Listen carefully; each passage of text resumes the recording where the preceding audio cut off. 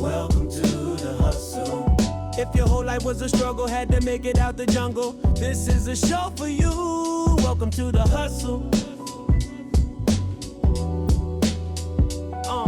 Under pressure, never break or fold. Keep chasing your goals until you blow. Now welcome to the hustle.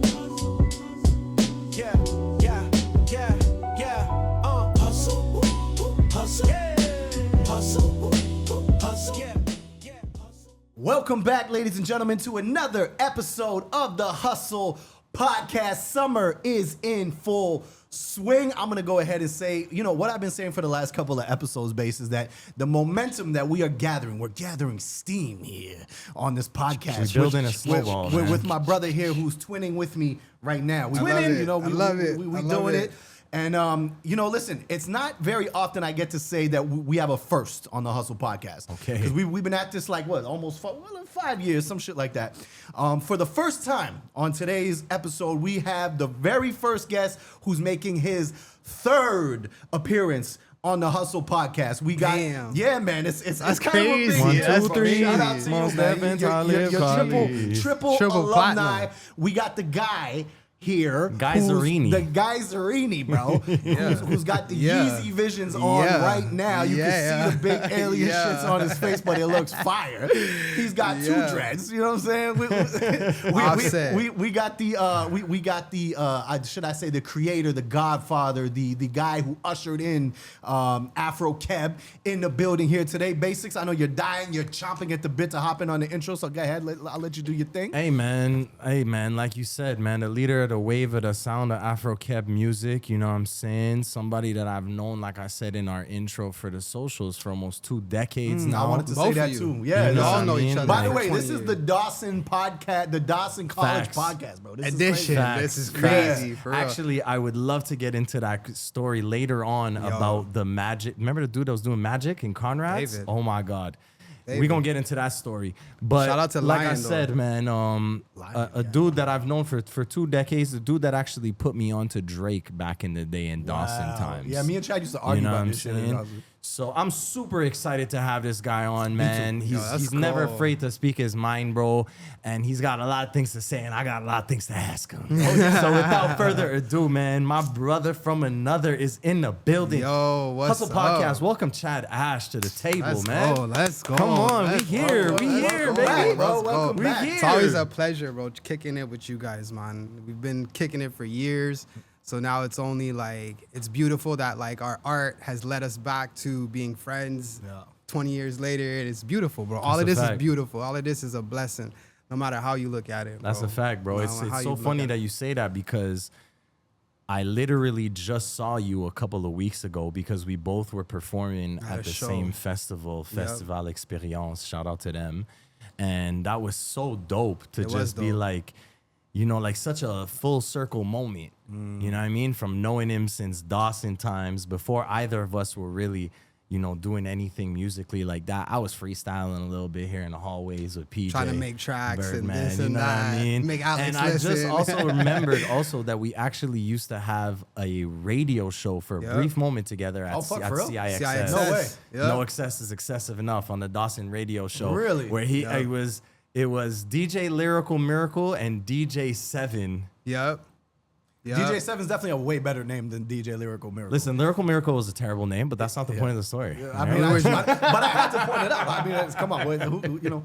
I was dropping classics, like hits after hits on that radio show. Yo, I broke Drake. I was like, yo, I'm playing Drake until everybody recognizes that this guy is the next he is the first big person to artist. put me on Drake, bro. For sure. And he for was sure, for definitely like at that time period. I remember it was like I had heard, you know, that time period was like a Mac Miller, Wiz Khalifa, a couple of dudes from back then who were still Kush and relevant all the OJ way type to this shit, day. yeah.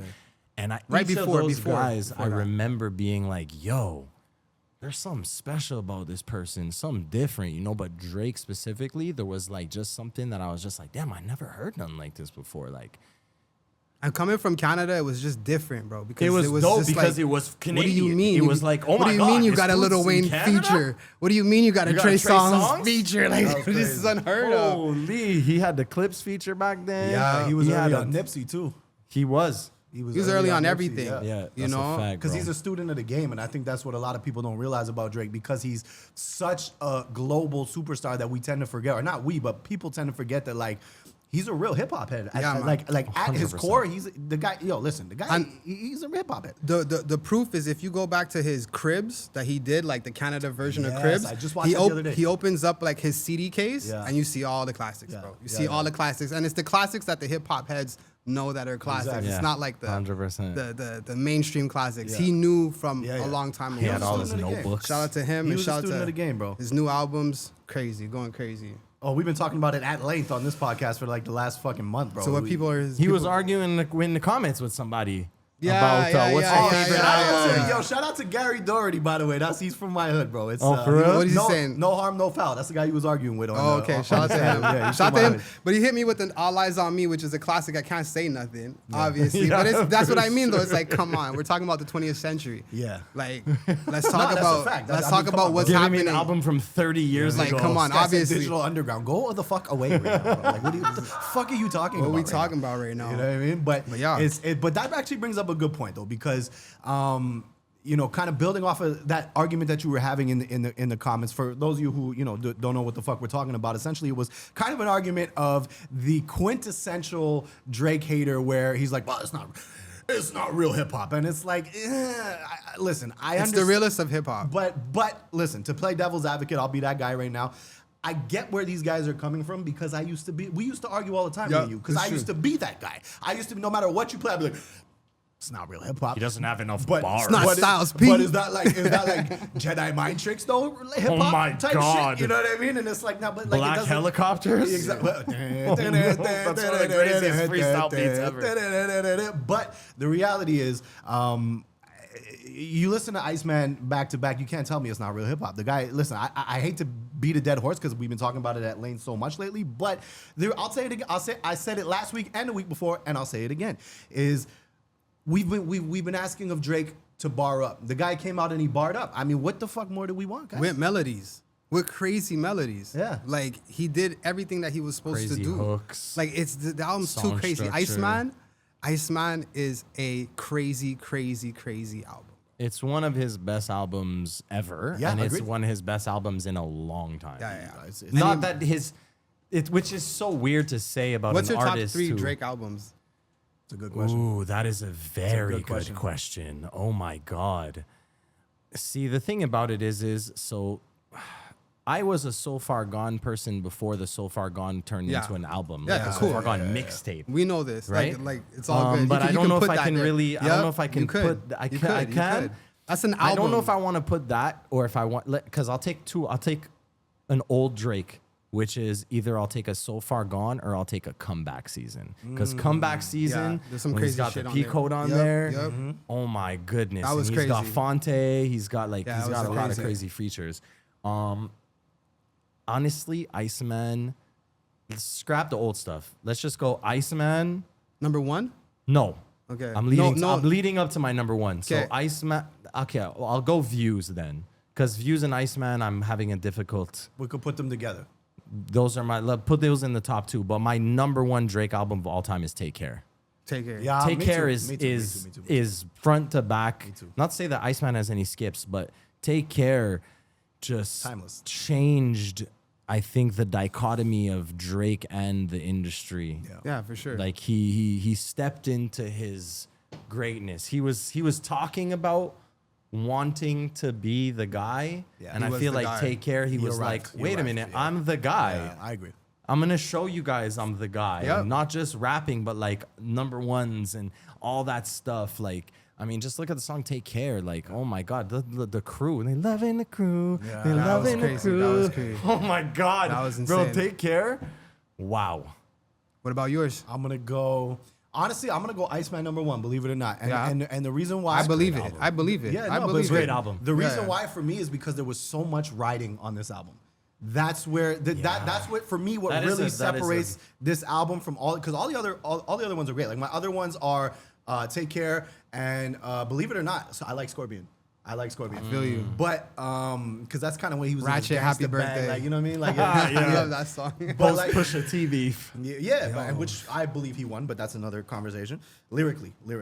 I mean, Pusha's greatest line was "You are hiding a child." But I mean, it's if we take out the histrionics and the showmanship of you're hiding a kid, if we're just talking outside about of that, it's not bar it, for yeah, bar. no. Outside of the Drake gossip, washed- you're never Drake gonna washed win the against man. Duppy Drake washed the man, freestyle? bro. Come on, that was Drake washed crazy. the man. Plus, we know the guy never really sold coke, so that's just another. Him and Rick Ross can go do whatever they want to do together. And Pusha T's a great artist. I actually fuck with his music, but we know The Drake, by the way, didn't do that the for Drake memes and music like aging crazily recently. About like you see Rick Ross in Economy, you Bro, see Pusha T in Economy. come on. in I'm like, are recent these guys pictures. doing it It's on looking purpose? terrible. It's looking terrible. Everybody's Not that looking there's terrible. anything wrong with flying on a From, like, normal Jay-Z airline. Let's to, unpack like, that. everybody. Let's unpack that because there is something wrong with it, and I'm going to tell you why. Okay. Because when you build your whole career off of I'm the richest and the biggest boss and and now you're flying economy, nah, bro, it don't add up. Now, Yeah.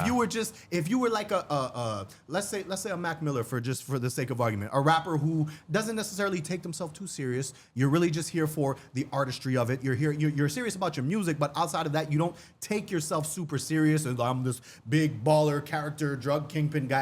And you were flying economy, you get the pass. You're Mac Miller. It's all cool. But Rick Ross's whole thing is luxury. You know, Drake is super broke. ultra My rich, plane is this, so that, good. and now you're sitting with us. Nah, bro. Nah. So I mean, but you already know how I feel about that. but let's get back to the album shit. So if we're talking about Iceman, for me, the reason I think it's my favorite again is because there was so much riding on this album. Like this was really honestly, and I think you're an MMA fan. I can't remember, but Yeah, for Conor sure. McGregor. We're gonna get into that. Conor He's McGregor's an fighting MMA tomorrow. fighter. He's a fighter now. Yeah, I know you're training this shit. No. I Fighting, had my bro. first fight this year. Okay, we're gonna talk And about he won. this. And he won. And I won first How round. did I miss this? What the Bro, fuck? I feel like a bad friend. first I'm a round bad friend. TKO. I'm a First bad round Do you friend. guys TKO. notice that I always know what's going on with our guests? Yeah. I just, you can clip this part, Steve. Yeah, Basics does his homework, okay? He does his homework. So yeah, congrats on that, man. Congrats on the first fight. I saw you in the gym putting in the work and everything. Thank you very much, man. It looks was a lot of amazing. work. We got to talk about that, definitely. Oh, we're going to talk about it for sure. But so basically, Conor McGregor's coming back for the first time in 5 years tomorrow. It's kind of the same situation where it's like everybody's like, we're excited he's back. We don't know what the fuck's gonna happen. Yeah. We don't know if he's gonna go out there and get the shit kicked out of him. We don't know if he's gonna go out there and starch the guy and knock him out in 13 seconds. We don't know. And it's not likely. But this Iceman album, was definitely that. First round knockout. Yeah, to there was a lot of everybody. pressure. Yeah. There was a lot of He pressure. knocked out everybody first Exactly. round. So That's to what me, it was. that's my reason. It's my favorite Drake album of all time. Yeah. Yeah. I feel you. It's not a bad 100%. answer. What about you, man? My favorite Drake album of all time, I'm gonna go with my top 3 in like the exact same order is Honestly Nevermind, Iceman, and Nothing Was the Same. And Honestly Nevermind is so crazy to me because nobody liked it when it came out. And I texted so many people. I was like, yo, this album is this crazy. fire. And everybody's like, yo, he's not rapping. I'm like, that's the whole point. It's a house album. Oh my Drake God, just dropped dude. a house album. Yo, This is crazy listen, to me. There was some bangers on that album. And I was the same. I was on the same sort of like, hey guys, like give it a chance. Like this is very international sounding. This is very like big, like, you know, I'm in Ibiza music. Like very like, bro, your pussy is calling my name. So come on, baby, let's not play games. Yo, forget about it. Forget about it. It's so funny you say that Forget because about it. you know, obviously Drake dropped 3 albums, Yep. and obviously Iceman is incredible. But like, as I listen to the other 2, Habibti Maid of and Maid of Honors, Honor, yeah. so much. First of all, Habibti has some slaps on there. What does that mean, by the way? Do Habibti? My love. Yeah. It's my love. In what language? Arabic. So he's a Jew doing that. Okay, international relations. I fuck with it. I mean, that's why he also says so many lines about she started speaking Farsi, and he's got all this whole dichotomy going on, you know? Okay, Something's okay. happening. Shisha, you know? He got a princess somewhere, You know what I somewhere mean? that we don't know about. Straight up, he's gonna breeding pull a out his French princess. Montana vibes, you know. That's crazy. But to spin back, Maid of Honor. It's not to say I like it more than Iceman, but like, god damn, there's some slaps on there. Yeah, dude. man. Oh It's my just a Lord, different have level, mercy, man. I really bro. haven't taken either of the other ones in yet. Like, I'm really not a good fan, I don't think, because I'm Yo, still stuck on Iceman. I'm not Yeah, gonna lie, I feel bro. you. Maid of Honor has so many bangers. Hoe Face, Cheetah Print, Stuck. Like Stuck is crazy. Stuck is I feel that one. so good, dude. I'd be finding myself driving in a car listening to that song like 3, 4, 5 times in a row. so New Bestie is crazy. Is that new? New it's Bestie? is- Wait, yo. wait. Since when? Wait. Broke up and then. Yo, bro, there are some smashes on there. I got some homework to do. There Yeah, are for some sure. smashes on there And for that's sure. the thing. Like, that's why Iceman's so good, because it's accompanied by 2 other amazing albums, and the album's so good that it overshadows. Like, in any other situation, those albums would have went like platinum. Oh, yeah, you know, like absolutely. no problem. But Iceman is just that good, so Yeah, that's yeah, why yeah, it's yeah, just like absolutely. crazy. So shout out to Absolutely. him, bro. It really is. Shout out to him. You know what? And I hate to bring up Kendrick since we're talking about Drake, but it's the elephant in the room, and it's also selfishly because I had this thought today. Actually, I was just scrolling, you know, and I seen somebody just randomly pop up on the algorithm, basically talking about like Baby Keem is in the studio, and apparently him and Kendrick got some shit coming out, and when it comes out, everybody's gonna be sorry type shit. So obviously we know who they're talking about, right? We know who they're talking about. So I think, you know, when you brought up like the Ibiza music and shit like that, and the reason for me that I think that Drake won the war. Now Kendrick won the battle. We got to give the guy his dues. If we're talking about, you know, not like he won the battle. But if we're talking about the war, the long Family term, Matters is crazy. I prefer Family Matters. don't know, too. like- I prefer it lyrically too, and I've said that since the beginning. However, Not Like Us was a moment. It was a moment in the culture that we'll never forget. Yeah. We'll never forget that. We'll never forget That is But it's- definitely true. But it's though. also important to add. It's very important to add that this was like Drake said, a corporate hit to devalue 100%. his catalog. 100%. So, you know, a lot of people got paid for that opinion. Yeah. But I think that like if there was no funding behind Not Like Us, it would have not blew the way it blew. I think it's impossible. Like you had Dre high-fiving Lucy and Grange at the Grammys. yeah. You had the Jay-Z play, and we all know Jay-Z's been at Drake's hating head. him, yeah, Like yeah. this whole thing has just been like it's like a bias hit. That's 20 verse basically. 1 for real. For real. So like, yes, it was a cultural moment, but it was a very well fabricated cultural moment. Manufactured. I think I think there was. I'm sorry to interrupt you. You're good. I don't think the moment was manufactured. I just think that the gas was poured that on. like the reach of it became something that became manufactured because they saw it.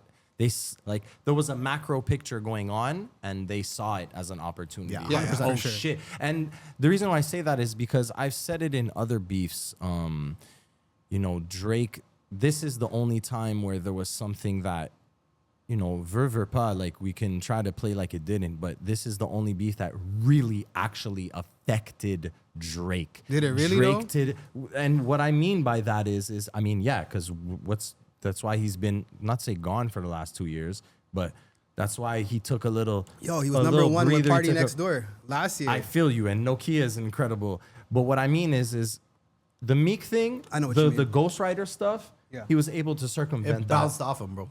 on some, yeah, but pop stars, et cetera, we write together anyway. And also he's written for Beyonce, for Kanye. He's written for Alicia. a million people, Yeah. Mary J. Blige, Yeah. whatever, right? Then so he circumvented that. Then he had the Pusha T beef. And the Pusha T beef was, oh, my child. But he flipped that into, yeah, but you know, I'm a single dad. And like, I wasn't Shout out to hiding the single my dads. child. I was hiding the Facts. world because, you know, and it was like, oh, yeah, he's right. You know, like, but this was the first time, this Kendrick beef was the first time where the true perception, quote unquote, of Drake, the whole like, he's the one rapper who's parent friendly. He's the Yeah. rapper that your parents wouldn't mind your daughter bringing him home. It's like, oh, you're with Drake? Oh, I know Drake. He's on SNL, right? It's true, Oh, it's he's true, in the it's true. Apple commercials, right? That guy, he does Taylor Swift. Oh, Drake, right? Like, this is the first time that we've really, I mean, what is it? The braids? We don't want to hear you say no more. Like, there was so many layers of Yep. Kendrick's Yep. chess maneuvering. Even you talked about Family Matters. The Meet the Grams dropping like an hour 6 minutes. after the No, I mean, video wasn't it like came 6 out. minutes later or something? I Yeah. just remember being at a house party and Family Matters dropped the video, and I was watching. Oh my god! And we watched it a couple times, and then I like 30 minutes later, I left the house party, went to my car, went to check Twitter while I was starting my car. Oh, let me see what people are thinking of Family Matters. And I just saw Kendrick. Yeah. I said, what do you mean Kendrick? Yeah, bro. And then I heard it, and I said, oh no. That's exactly what I did. I said, this is not kinda good. spooky, bro. I'm like, this is not good. And then we had a live on Instagram, because at the time I was doing a lot of lives. And I was talking to Osiris Anthem from New York, a couple people, and I was like, I don't think this is over. I think like before the weekend is over. And this was on Saturday at like 12 o'clock, 1 o'clock in the afternoon. Yeah. And at like 5:30, Not Like Us dropped. And I was like, oh God. Nail in the coffin. And then the A minor bar. That and was I one of the craziest And I was bars of just all time, like, oh no. Like, what's Drake gonna say back? Well, is you know he what? gonna do? You know what made me trip out was how I was in Canada. I was in certain places in Montreal, and they would play Kendrick, and that blew my mind away. That shit got me tight. Because I was mad because I was like, yo, you're gonna try to tell me Drake just gave us like damn near 13 years of incredible music, club bangers, and because this guy from California just came through with a song, you guys are gonna stop playing Drake and play Kendrick in Montreal? Bro, but like, what are we even talking about? Not only did he give us great music, he gave us fucking cultural identity. Like, how does Straight that up. get lost? Like, you know what I'm saying? And on top of it, from Canada Montreal, he came out at the Metro 1 year and like completely shut it down unexpected. So he shows mad love to Montreal. I was filmed tight. some scenes for that music video in Montreal. Yeah, he be out here. Shoot, At the old port, over there. So I was pissed, man. I was pissed. I knew a lot of DJs, a lot of producers that sided with Kendrick, and I just didn't think that was a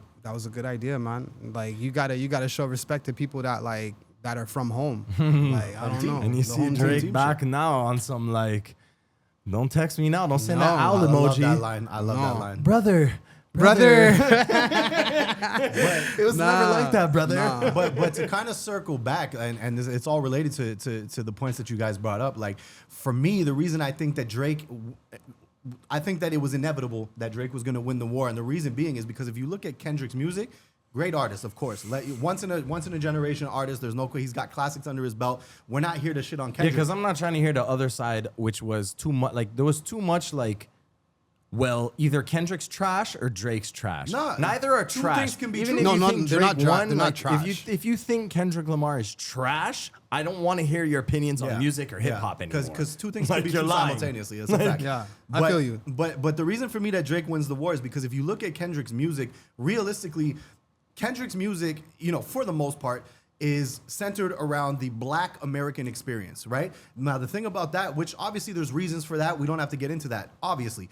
But if you look at the international landscape of music, people outside of America, bro, if you go to Dubai, they don't know what you're talking about. If you go to Dusseldorf, they don't know what you're talking about. If you go to Ibiza, they don't know what you're talking about. They're in a club trying to have you go fun. to Rimouski, they don't know what to talk Well, about. there you go. Like, yo, Planet Kep, like, you didn't have to go that far. But my point is like Drake's music, it translates internationally. Yeah. It's like I think a lot of American artists, they get caught up and they don't realize that, hey guys, there's actually a whole planet outside of America. Like there's a lot of money out over there and there's a lot more people over there too. So like you're just focused on, but I'm popping in America. Yeah, that's cool. But like euros are worth a lot more money than the American dollar right now. Just so you guys know. For sure. But so for me, I feel like, and it applies with 50 as well, when Ross and Jay were kind of taking shots at 50, but can you guys do a sold out international tour for 2 years and sell out stadiums and they arenas can't. in every single city you go to? We're seeing it that he can't. I don't think you guys can. Jay can't, and Ross definitely can't. Ross can. I don't think Ross can sell out an amphitheater, my Half brother. off With the at this half point. off tickets, Jay-Z? buy one. No, Rick Ross. Rick Ross? Buy one, Oh, get yeah. one half off. No, I seen that. Rick So- Ross is terrible. Yeah, he's trash. But so. But he's a great rapper. This is the weird thing about I Rick agree, and Ross. I said this He's on a last great week's episode. I rapper. agree. He's like, is a technical great rapper. Yeah. But his whole character, his whole persona It's just is a turnoff. trash. It's just a turnoff. Trash. It's just It's not good. because It's you're not just a good. fake guy. You're just not who you say you are. And Yeah, it's just I can't For disagree. me personally, I can't get past it. I just can't get past it. I couldn't get past it once it was Officer Ricky. Like, Same here. I Same here. couldn't understand. This is when I started looking at hip hop weird. Was when Rick Ross got ousted as a correctional facility officer. CO, yeah, as and a then CO. everybody just kept making Everybody was like, songs "Oh, it's with all him, good." and I thought it was just weird. Yeah. And that's why, and then after that, with the whole 6ix9ine thing, I already knew 6ix9ine was onto something because I was like, this whole industry's fake, and I culture changed. seen it. Yeah. I seen it with Rick Ross. Oh, yeah, bro. Because there's no way, like in 2000 and when he came, 2006, 2007, 2006, yeah. when Jeezy was out, Gucci was out. Yeah. There's no way that could have slid if it wasn't a corporate push. Yeah. Same way like they did to Kendrick. Yeah, I agree. I agree. You know? The landscape has completely changed. But I mean, hip hop has been corporatized since the late 90s, if we're being honest. It's just now we're at 30 years later, it's completely corporatized. There's the, there's the underground. Thank God for the underground. Thank God for more. battle rap. Thank God for, your underground artists and stuff like that are really kind of keeping the spirit of the culture alive. But if we're talking about it as a product, as a commodity, it's like Coca-Cola. It's Red Bull. It's a product. It's a commodity at this point. 100%. No, I totally agree with you. Since we're talking about like international sounds and you know what I mean, all this kind of like forward movement type of music of a larger reach, I feel like that's the best and easiest segue for us to talk about Chad Ashe. Yeah, for you know sure, what I'm saying? bro. And Afro like, Keb and like the sort of like change in your intentions behind what you're creating and doing musically, the way you're moving, your branding, like everything, bro. Basically, what happened was, you guys know me from back in the day, right? And back in the day, I used to have a lot of tracks that were like either rhythms from dancehall beats, and I would put them on 103.7, and every time I would drop my shit, I would be like top for the 7 weeks or the 10 weeks that you were allowed. Shout out to Don Smooth. Shout out to Don Smooth for sure. And Nick Fury. Yeah. Shout out to Nick Fury. I forgot about Nick Fury. So you know what I mean? So when I went back to making music, 'cause I had stopped from 13 all the way to 2020, I had stopped making music. I was DJing. So, and as I DJed a lot of house music because I steered away from hip hop because, people were getting shot. We all know people that got like killed and sent to jail and stuff like that. So at a certain point, I didn't really want to be surrounded with that. And then my cousin introduced me to the house scene in Montreal, and that was crazy. And then like through the house scene, I discovered like the Amapiano scene and like the different international scenes. And I was like, let me try to do this. And then I started DJing like that. And then I took that and I put it with my music. And then I realized I was just Afro Keb. Then I did the song where I took the Kolak and I put it on Amapiano, and that blew Quebecers' mind. It still blows their mind, bro.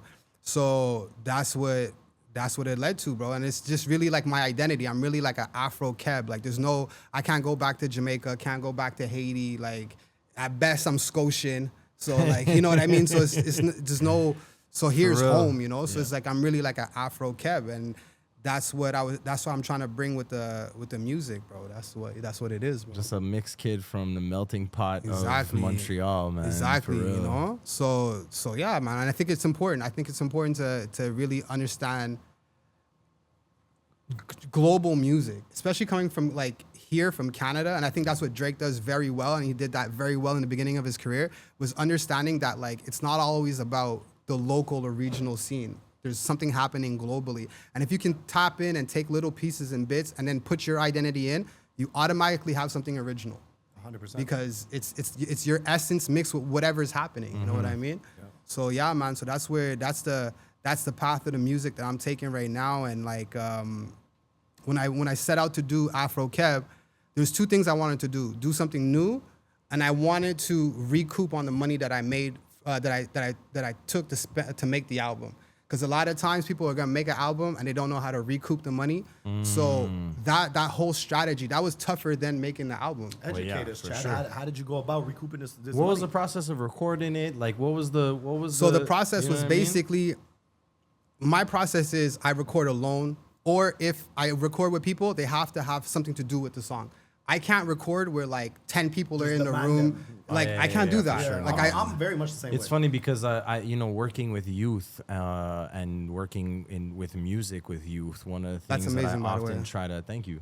It's a dream come true. Is one of the things I always try to show them is like, especially in the times where we're in a studio, they're getting free studio time, etc. Right? Is to just get out of this like chilling mindset. Yeah. Like you're not here to chill. You're not here to like, if you're here and someone else has their studio session and you're in the studio room with us and you're not worried, like contribute or don't take away, don't distract, don't whatever, because at the end of the day, and even showing up on time. Yeah. Like last week we had a youth show up 30 minutes late. And when he walked in, I was like, yo, you owe me $25, right? And he was like, what do you mean?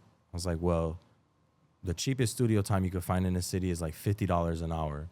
You're 30 minutes late. Yeah. That's $25, bro. You're not like, I don't know why you guys think it's a joke. Like, once you guys are paying for this, you think the engineer, you think anybody you work with in the industry gives a fuck if you do whatever you do with the things that you're paying for? They don't care. They hope you come up all messed up to the studio because like you're gonna have to come That's what back. I tell yo. That's what I Exactly. tell youth all the time. I say, bro, you think you have a 4-hour, 5-hour studio session with engineer and you only end up using two of the hours of the 5 you paid for? Do you think he cares? No, he's working you think less. he's giving you a pass for that? You'd pay it. Exactly. You know what I mean? So take us into that kind of a. So yeah, kind of man. So it's structure. basically it's just like during the time that I wasn't making music, I learned how to make beats. So what I would do was I would And you're make recording at home. yeah, I would make a reference beat. Then I would use something like BandLab, record my reference, like my reference track, bring that to the studio, do it up in the studio proper, like with the proper booth and whatever, get it mixed, and then I'd accumulate songs, and then I would go reach out to producers, send the producers the songs, and they'd be like, I'll charge you, I don't know, like $250 to redo the beat. Right, because I'm not a beat maker. I just need the beat in order to get the structure of the song. The tempo, Exactly. BPMs, the whole The vibes. key, all of that. So then I would yeah, send the acapellas and they send me the beat and that would end up being the original, right? So I Nice. did that for the album, but at the same time I kept a score of the money, the amount of money I was spending, right? Okay. How do you recoup on the money? You recoup on the money through SoCan, through Artisty, make sure that your music is getting played on radio. And basically what I found out is that you get a lot more money being played on XM and radio and all these different things. Oh yeah. And Sirius? The Sirius, yeah, XM? yeah, exactly. You get- Sirius is cashing in, bro. They're so like the online was cool, but then I started seeing that like my songs were performing I've always performed good on radio. So my songs have always like performed good on radio. And T.U., when I dropped T.U., Quebec just started playing that. And like my cousins like in Gaspésie and all that were calling me like, yo, they're playing you on the radio and everything, right? So that's how I recouped the money. And then what else did I do? I remember when you dropped Teu, by the way, I was like, low key, I'm not gonna lie to you. The first time I heard Teu, I was like, what the fuck is this? Like, what is he doing? That's crazy. Like, what is he thinking? I don't know if this is it. But then the more I heard it, Yeah. the more I was like, wait a minute. This is what, like, this might be it, because I ain't never heard nothing like You this. ain't never heard nothing like this. And that's another part of like my artistry. I like to do things that are familiar but not done yet. You know what? It's just like just weird enough a bit that's new, but not too much that it's too weird. Yeah. Just like enough, you know? So anyways, make a long story short, that started playing on radio. Then I found out the whole loop, and then I found out about the grants. This is like a whole other thing. If you want it, we can talk about the grants. You know about the grants? Oh, I know some, but we need to get. We really need to get into I the don't know grants how because much you want to get into it now, but we need to I get just- into it on a I just- personal time. I just want to take 2 seconds to shout out Feezy too Because because Feezy was talking about this Yo, last week. it's crazy. Like lately, we've been having a lot of like being in alignment type shit happening on the show because we're talking about certain things. Look at our clothing. Yeah, for real. And then like haphazardly, we were literally talking about this last week, and Feezy went off on a tangent like, "Yo, you English artists want to be able to do something with your music, apply for grants." yeah, you have to. So please, just kind of like get into that. for us. Basically, what you got to understand is the government is giving you money to make your music. All right. Now you're in a system where the government's giving you money. You take that money. You cannot go see a producer in Atlanta or New York. You have to stay in Here. Canada, right? So now you're giving money to somebody.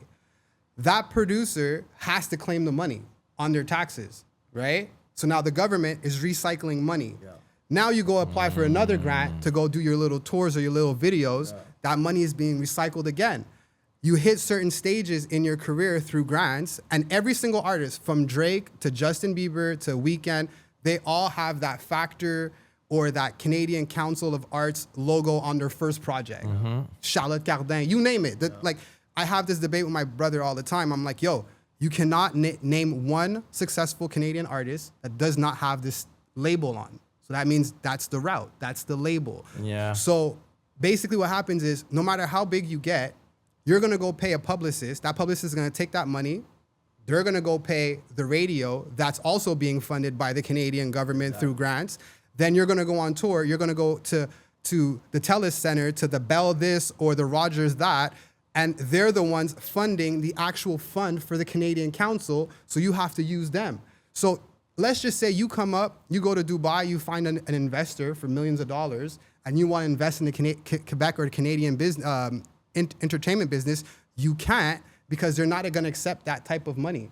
They're in the business of basically washing their money. So there's no way that you can maneuver without having the grants. You're going to hit a ceiling eventually. You have to 100%. Have a name in the grants. You have to keep applying. You have no choice. Wow. And once you know that, now you know the game, and that's it. And then you just play it, and whatever happens, happens. You know what I mean? This is the part that I need to get locked into is the grants, bro. Because even in the last few months, as things are building and, you know, waves are being created by consistency, I'm realizing that if I could access more, you know, more capital, then I could really be doing but it's not only much bigger splash. Capital, it's really that. Is the infrastructure that I can put the capital into. Exactly. What I think what he's saying is basically like, these are the gatekeepers to the next level. Exactly. So in order to get access, in order for them to open that door for you, that's have what to I mean by through infrastructure. Is like, in order for me to get more into the, you know, industry label, etc. systems. You have to get into that. And while I was making Afro Keb, I shopped the album to a couple labels, and basically what they were telling me is this whole game is you sign to a label, and what it is they're gonna apply for a grant for you. Oh, wow. And let's just say you get 50K. They just have more chance of getting it. Yeah, because they'll get it, but let's just say you get 50K. Yeah. They might give you 10K to shoot your video, but then they're gonna spread out that 40K with other artists. You get what I'm saying? They're running a business. They're running a business. That's fine. And then I was just like, and I was sitting at the table with a lot of these guys, and I was like, these guys are just not more intelligent than me, and I know it. You get what I'm saying? So basically, I was like, I'm gonna apply for the grants myself. I know how to write, so I'm gonna write what I need to write to these radio stations, and it's for me. It's working out. You know what I mean? But I think it's different for everybody. You know what I mean? If I could have a team do it with me, and we're all on the same line, same accord, then cool. But if I don't, then I'll just do it myself, and I'll take the time that it takes. You know what I mean? I mean, yeah. And again, going off of a little bit off of the conversation that we had last week as well, is just in terms of the landscape of where we are right now with technology and stuff like that. Listen, there's no better time in human history to be able to do all this stuff for yourself. You know what I mean? It's accessible. Yeah. For you, brother, like honestly, the grant shit for real. And this is you could turn the mic off and the cameras off. This is Matthew talking to Alex. Bro, like this is your next level. Yeah, that's this is your next level, my guy. Yeah, that's for sure. And there's no coincidence why this is a conversation that's happening in back-to-back weeks now. I don't think so either. Like you said, alignment, etc. I don't think so either. Even seeing you recently at the festival was so like it's so funny because you had posted a story about you performing it, and I was like, yeah, bro, I'm gonna see you there, and you're like, oh, word, and I was like, you know? So it's really interesting. But was this the same? You applied this kind of structure and learning and etc. when you moved into the Daddy? Because you just no. This is what I learned from building Afro Keb, right? And the Daddy was basically Daddy plays as my mixtape. So you remember how 50 used to have mixtapes used to go on other people's beats? All those Daddy's tracks are other people's beats. And it's basically like a warm up for my album. Okay. Right? So like, you know, like while I'm waiting for beats, while I'm doing this, while I'm doing that, while I'm applying for grants, while I'm doing that, I can't stop recording because it's a skill. Yeah. Right? You got to keep doing it. Yeah, so that's true. sometimes I come up with hot shit like No Condom, and I had to put that out. My bad. We're gonna talk. We want to get into that. Ain't no, you're bad. I'm fairly certain you're not aware of this. We have been shouting you out because of that song. I say for what, the last 2 months, basically. We've been talking. We've been talking. You know what it is. We're gonna have to get. We've been talking also like about some of your, because just your branding, like with the black and white, and with you're doing a part of the song. And then you're having like later on, you have like these workout things where you're kind of like not explaining the song, but like explaining a layer that you may not be able to interpret or catch or feel or even just like this isn't the intention of what I mean behind what I'm saying. Yeah, because I understand that it's kind of crazy because I'm a teacher and I'm talking about no condoms. He's saying it himself. So neither of us have to be the one to talk about it. Basically, no, and I see it and like I'm aware of it, but also you have to understand that like the theme is Daddy. You cannot have this is the first song off the Daddy mixtape, but you can't have a song called with a condom and be a daddy. Everybody's here because their parents did not use a condom. I'm not gonna lie, I didn't put that together until you said it, but it makes sense. But you understand what I it's mean? Like facts, nobody's here because their parents use a condom, and I'm pro-life. So, and I love children. So that's why, and it's really a love song, because you're not gonna have sex without a condom with people that you don't like at the bare minimum. So it's automatically. You're kind of blowing my mind right now, Chad. I had this whole spiel that we was gonna go, and you're just countering it before, like this. Because we were both wondering. I mean, for those who don't know you from the other two episodes, etc. Because we never got to talk about this. I wasn't a host, etc. At the time. But when I did the video for "I Just Want to Get High," the same guys did the music video for Wahala that you ended up getting suspended for. It was on the news. It was a whole thing at the time years ago. And I'm wondering if there's any kind of like, if you had any fears, if you had any uneasiness. I mean, knowing you, doubling down on or some you, because there's got to be some kind of. That's what I'm saying. I know Chad very well. You know what I mean? So there was like, I know there could be, but I also know Chad is kind of on some like, oh, word, okay. So yo, check this out. No latex, no condom. What's up? This is the song. So basically, this is the song though. This is what I'm saying. Fucking raw. You know what I'm saying? Like some But like, uncooked has there sushi. been any kind of pushback? Is there Yeah, been for any kind sure. of like questioning? Because me too, I work with youth. Yeah. So sometimes even just being, you've called yourself the coolest teacher. Yeah.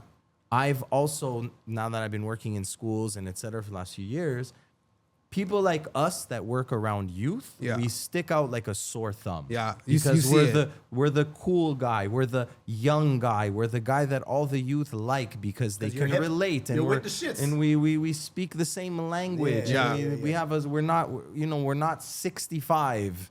Yeah. You know what I mean? Yeah. And so You have a lot of influence on the kids. 100%, and Right? because of that, you have a different scope, the way you're perceived, the way you move, the way you speak, the way you dress, the way you interact is looked at and seen in a different perception. And I've had issues. I've even had people at a school that I've been working at for almost 2 years, people that I've never seen before. Like I'm walking in the hallway in the cafe or something, and someone would be like, "Oh, sorry, What are you doing here? like the adult ed side is on that side. Bitch, I work here. Yeah, I feel I got you. a parking pass. I still go through that. Like, don't play with me. I'm still going through that. 10 years in. And I mean, we look different. I don't know if you guys know what I mean by that, but there's more scrutiny for someone who's got the two dreads and the light skinned face. Oh, for you know sure. what I mean? And Like, a history in the media. and a history in the media of like, oh shit, that's the teacher that got Like, suspended not for the backing sexy down, like, video. yo. That's the guy who had the audacity to have his girlfriend in a bikini. Have his in a real video. life Like, partner in their you know what I'm real saying? life Yeah. place doing a barbecue and jumping in a pool. That You was crazy. terrible human, you. Oh, you're very audacious, Chad. Yo. For that. So get into it, bro. Like, So, what's up? all right, so basically. Because I was shocked. I'm not gonna lie, bro. When the No Condom song dropped, I was like, oh my God, A lot he's of gonna people get were shocked. suspended, bro. He's gonna fucking Yeah. get fired, bro. I was like, oh my Honestly, God, no. We Chad. I'll be honest, we didn't quite have like a pool going on. Like it wasn't quite to that level, but like we were wondering, bro. Yeah. Like, I was like, oh no. Respectfully. So basically, no condom, man. Yo, I got so much backlash from that. But like I explained to you guys, like it's just on some real shit. It's a love song about putting all the chances on your side to make a baby with somebody that you love. That's what it's about. And the theme is daddy. And I get that, like I was telling you, I get that I'm a teacher, but at the same time, I'm a human being. I'm a full-grown man that pays taxes. I want kids, so, and my students know this. You understand what I mean? So when they ask me about sex, my first thing is you shouldn't even be having sex. Shouldn't even be having sex.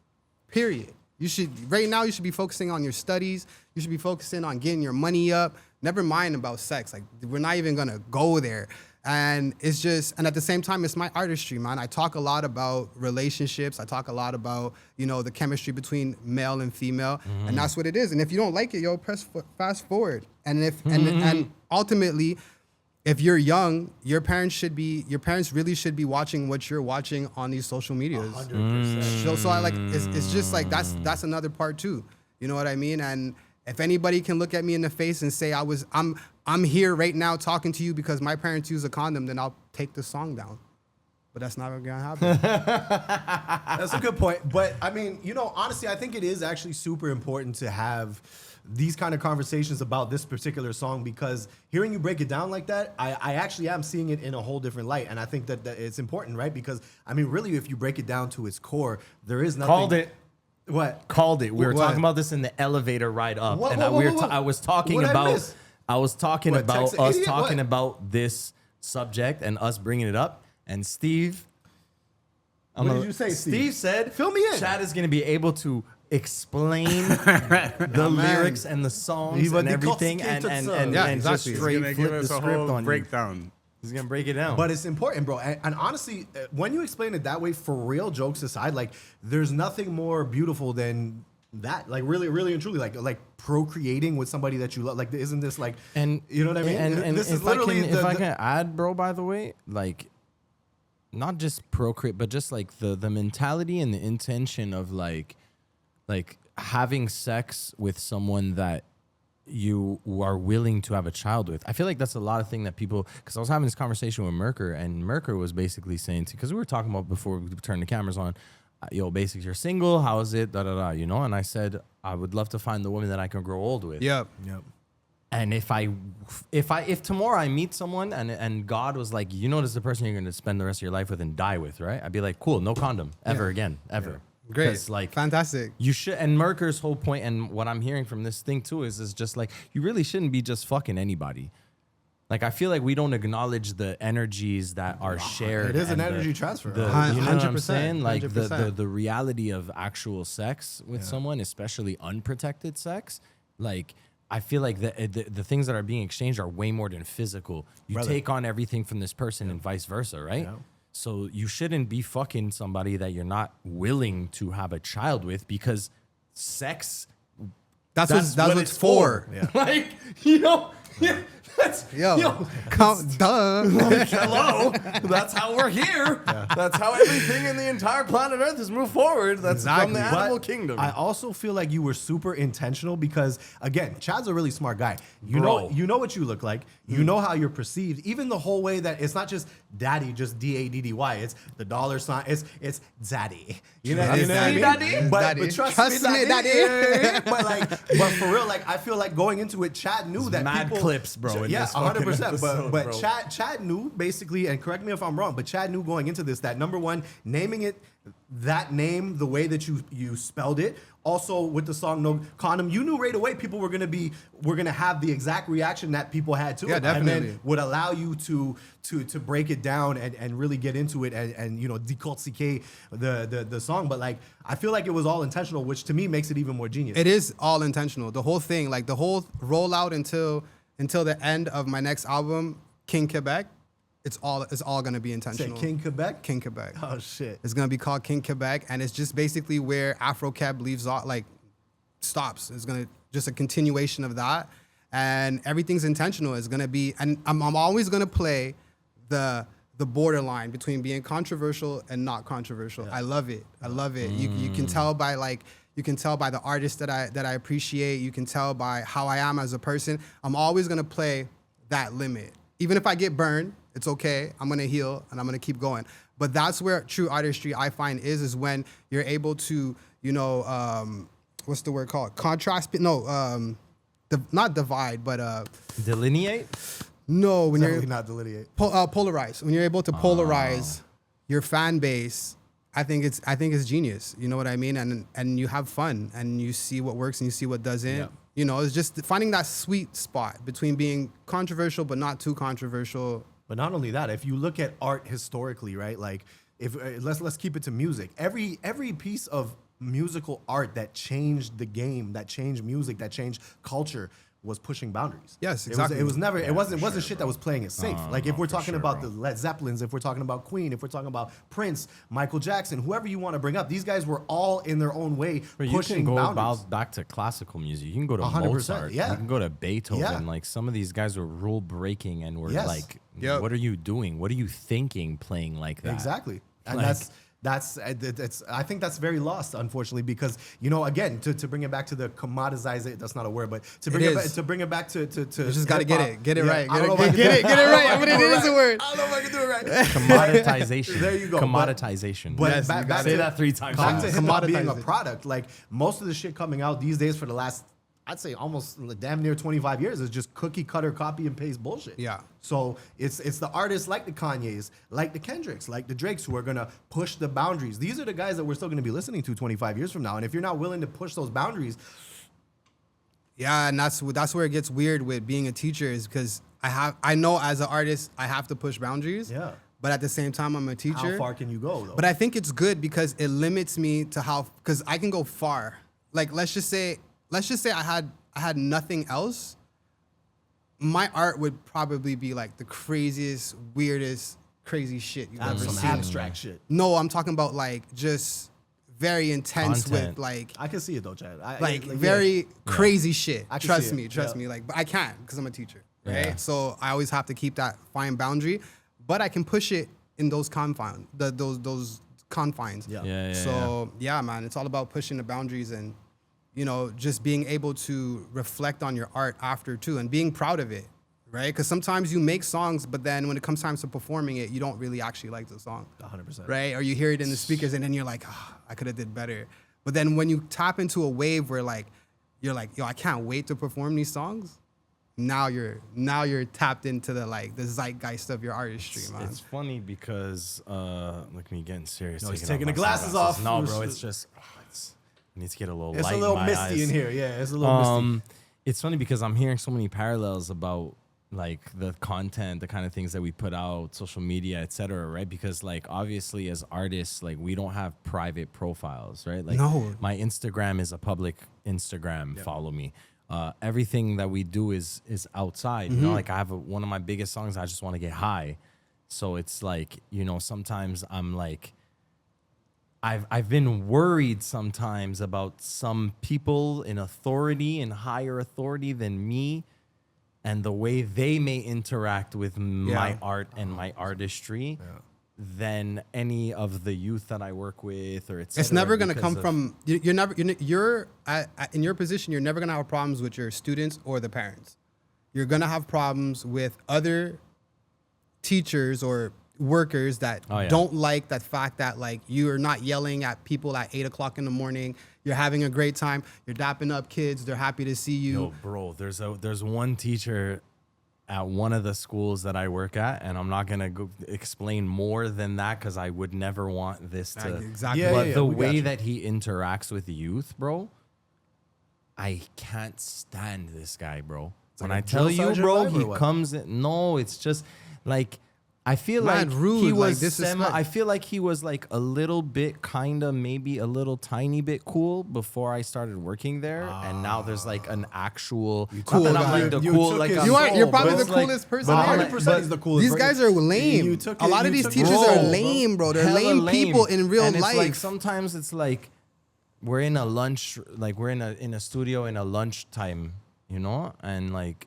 teachers are getting mad at the students for like being on YouTube or something on some like, oh, you shouldn't be using my computers like that and this and that. It's Get like, outta here, yo, bro, man. first of all, Get outta- you get work outta at the here. school, fam. It's not your computer, dog. Chill the fuck out. And also we're on lunch break, fam, and we're in a fucking music studio and this kid is 14. Do you think he gives a flying fuck about what you're saying to him right now? Because Zero. I don't, and I'm Zero. a grown man. Zero. I don't like you. They for sure don't like you. And then when you work, you see like, yo, I get why these students don't like their teachers. These So people are often, lame, bro. I These people really are understand, lame, bro. and it's more than a lame thing. I feel like a lot of adults pretend like they don't, or maybe they actually don't remember what it's like to be young.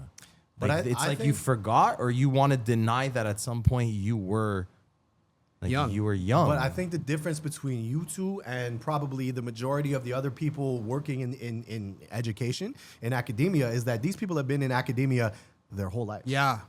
it's true. Like, They went straight from, went like, high kindergarten school to CJEP to to back- university, yeah, we right back into definitely school. had. We had our like wank, Yeah, stop so school, I go think back to that's- school, this and yeah, that. that plays a for major- sure, that for plays a sure, for major- sure, Yeah, for sure. sure. In our life experience, They never failed the test. I know teachers that have never, like, they don't understand the concept of I failed this test. Like, they don't understand this concept. Like, they don't understand that people can fail the test. We don't know about just smoking dope and not even going to your exams, bro. Like, they don't. Because that was us. I feel this like is outrageous it to was them. me So anyway. what do you mean? Because it's so funny. I was in the studio at some point, and I had these two youth, and they were like, "Yo, do you smoke weed?"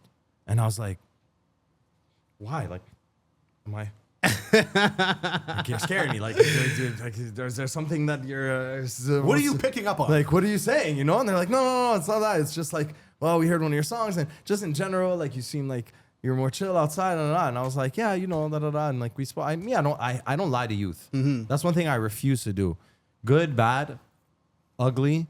Yeah. I'm gonna tell you the truth, and I'm going to try to explain it to you in the best manner in which I can. My level of consciousness and ability to discern right from weed. wrong, It's not crack. Whatever it is, you can get weed, the SQDC. Whatever it's you having a conversation about sex with youth. Like, I've had these conversations with youth that are having fucking unprotected sex and using Plan B as a fucking means of contraception. That's wild. And I'm literally telling them, yo, maybe you shouldn't be having sex. I don't know. Maybe I don't know. I think that's the best thing. I think that's the best thing to teach the youth. You have is better just things to do. not No, to do that. go get. You said get your money up. And you know, I work with a lot of young females, and I always tell them, please be more discerning and mindful of who you are sharing yourself with. Please understand that you are the one who has all of the control and power and authority at all times. The gatekeepers. You should act like it, and not on some like simping. I'm trying to train these girls to be gold diggers. But know your value. But like know your value and what you Don't- bring to the table, and understand that these little boys out here are just trying to. But not fucking, only that, don't get out of high school and get pregnant by some hood guy that has no fucking ambition or future ever in life. Don't get pregnant you just by fucked yourself anybody. over. Like, you know what I'm saying? Yeah, straight up. Well, yeah, that's Straight probably up. a better point. And the same thing with my young guys is the you know, a lot of these kids are like athletes. They're trying to live. They're trying to do things. Yeah. And I try to show them, like, if you want to do X, Y, Z, like, think about You ain't doing it with kids. Your life will literally be over if you have a kid when you're 15, 16, 17 years old. I don't give a fuck what your life You'll be is back all at about. 30, but like, Yeah, but you're gonna be you missed it. you're 20s. gonna be 30, you but missed you're a gonna be lot. 50 You though, missed a lot, with the though. stress and You with missed a everything lot, else. though, You know yeah. what I That's mean? a Like, What would you do if, like, because you got two sons? I got two sons, bro. What would you do if your son got a girl pregnant in high school? Like, let's just say Sec 4, Sec 5, so that's 15, 16. Yeah, honestly, it's a fear that I have with my youngest because it's they're two very different personalities. My and there's oldest, some pretty likes-in boys too. and then my oldest is very much like he's gonna be getting his heart broken. You know what I mean? Okay. My youngest though, so I worry about him a little Troublemaker. bit. Yeah, Rap stallion. You know, but what I would do, honestly, Chad, I don't know. I've thought about it. What can you do though? Like, it's all I can do is be there to support. I mean, he's gonna have to walk his own path as a man in this world, but. What can you do? You know? Nothing. No, I asked, but like really the question, the answer is you can't do nothing. about it. Yeah, I'll tell you what you can do. You could do preventative measures, which is, and this goes back to what you're saying about as parents, it's important to monitor what the fuck your kids are into, guys. Like, it's also very important to sit down and talk to. Hey guys, I don't know if you guys have, as parents, have like thought of this at any point.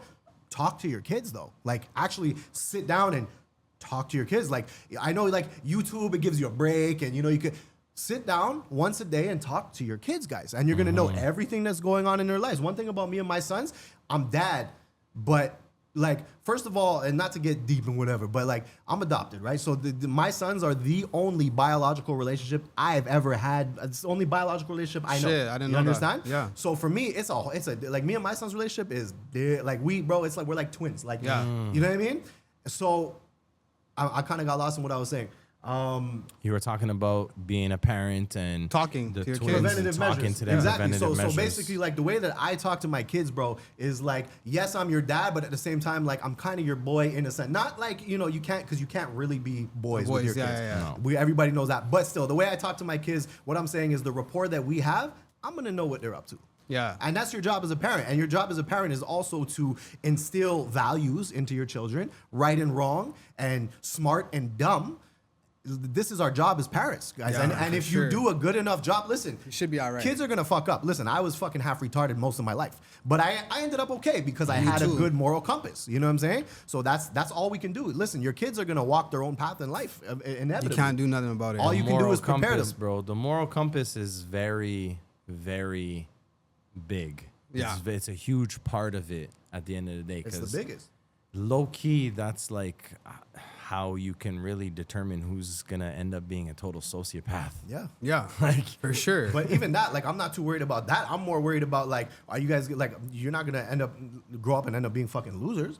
You're not going to grow up and end up sitting there waiting for the government to cut you a check at the end of that. Not my kids, bro. Y'all motherfuckers going to be successful. Work. You gotta go to work. Yep. Yeah, for sure. Shout out to the youth though. But yeah, man, that's what it is, man. That's what it is. Like interacting with the youth and being an artist, you just can't lose yourself in it. You know what I mean? So you just gotta stay true, bro. Gotta stay true, whatever that means. How do you navigate like the obviously difficult conversations of like, you know what I mean? Like I can't tell youth, yo, don't smoke weed. Yeah, that's what I when tell them. I smoke weed. I get and it, also but- have music about smoking Yeah, weed but and et cetera. But I do tell You're them past that, but it's 25. You're past 25. Your brains develop. If you know Have what I these mean, like conversations. it's not the same situation. Like if you're 14, 15, 16, you shouldn't be smoking weed. Just not because you're 15, 14, 16, whatever. It's because your brain's not fully developed. Yeah, So just physically wait. speaking, Just wait. yeah. Just wait. But Just at wait. the same time, we all were. I mean, I don't know for a fact that you guys were, but I definitely was at that age. Yeah, for sure. Yeah, But like I pissed, mean, for sure. as an adult, I have to tell them that. No, Like- 100%. Like it's not even 100%. like Part of the responsibility. You get what I'm saying? Like- But for sure. again, it kind of comes back to what I was just saying. It's like, listen, they're gonna walk their own path in life, bro, and all we can do as adults is prepare them. I mean, that's really it. And the thing about you being a teacher, you working with youth, and you guys having certain subjects in your music, I'm kind of calling back to something that I was thinking about when y'all were speaking earlier. But like, I think there also has to be a conversation. At just as a society at large, in terms of like what we expect from teachers, in a sense, because it's like y'all got to be allowed to be human beings too. yeah, exactly. Like you're a person at the end This of is the what day. I'm you know? fighting that. Like I've been fighting that since I got to the in the school system. My first contract, bro. They I think I said this the first time I was here. Yeah. They brought me in the office to try to tell me about pimping and like we're watching the pimps and this and that. And I was remember you saying, and yeah. I was trying to explain to them, I'm like, yo, pimps don't go to university. Pimps don't graduate university. And when I was in high school, I didn't date high school girls. My girl was in CJEP. I've literally never dated a high school girl ever in my life, and I was dating in high school. So what are you guys even telling me about, right? So that was my first experience. And then ever since then, there was a public one with the music videos. And then between the music videos and now, I've had other ones because teachers have went back and listened to my podcast and clipped certain things and sent it to the principal. That's gonna So then happen. I get like, you know, like little letters and this and that. So, you know, it is what it is. But at the same time, I can't live my life in fear. Like I know teachers, they live their life in fear, bro. Especially in today's woke Like environment. they don't post nothing online. You can't. They don't even live close to the school because they're scared to bump into students. You know what I mean? I'm just out here living my life chilling. It comes with a cost, but I'm willing to carry the cross because at the end of the day, I'm not scared of nobody to tell. Like you can't tell me what to do. Bro. You just can't. And you guys know where we come from. We've seen crazy shit growing up. Just Dawson alone. In our generation of Dawson, if you just hung outside, you were going to see some crazy shit, right? You gonna see me and Chad smoking that sour D's, bro. We had that shit early, bro. Oh, Sour D's? Yeah, we had that shit Legendary early. 2009 crazy shit. Early. You put me onto that. Staircase across the street Yo, from Dawson on I'll the never downstairs forget by that. the Atwater Mall, bro. Come you on, stop already the know. lane. You already know where we what's were, going on, That's bro. So- exactly where we were. All I have to say is that sometimes I get into these offices and I listen to these people try to tell me something. I'm just like, yo, you can't tell me nothing. Like, you can't tell me nothing about being a human being. You can't. Anyways, whatever. All I have to say that sometimes, man, it just comes with the territory, man. It's either you're free or you're not. But, you know, I'd rather death than dishonor every single time. I'll take death, bro. This guy's dropping some barskis on, That's on true, the though. podcast. That's true. Straight up, though. bro. Nah, you're right, though. I do concur, and I feel like I definitely resonate with that sort of like staying true to yourself, regardless of what circumstance you may find Yeah. yourself in, especially like as an I talk artist to and human. I talk to artists sometimes, and they're like, and they're so scared to like, I won't even name his name, but like he'll say certain bars and then not say them on the actual record because he's scared that what people might think, and then ultimately it's just like, bro, are you really an artist if you're not able to push the say what you want, boundaries, yes, bro? exactly. Like, you know what I mean? Like say what you want to say. you have to, and it's just like you have to. It's I kind of don't the know. whole point of art. Like if you really I kind of think if you so. really kind of look at it from a philosophical standpoint, like I think so, man. the whole point of art is expressing whatever that was that came into you that needed to be channeled out. That's is that not what we're doing? Yeah, and moving people, right? I mean, to circle back to everything we're talking about, like if you're not cultivating and creating strong emotional reaction or some kind of resonation from people, good or bad, love or hate, if the people's reaction to you is neutral, lukewarm, oh yeah, he's all right, he's good. It's not gonna happen. You're not gonna you ain't make doing any shit. kind of waves or noise. Yeah, that's what happens, man.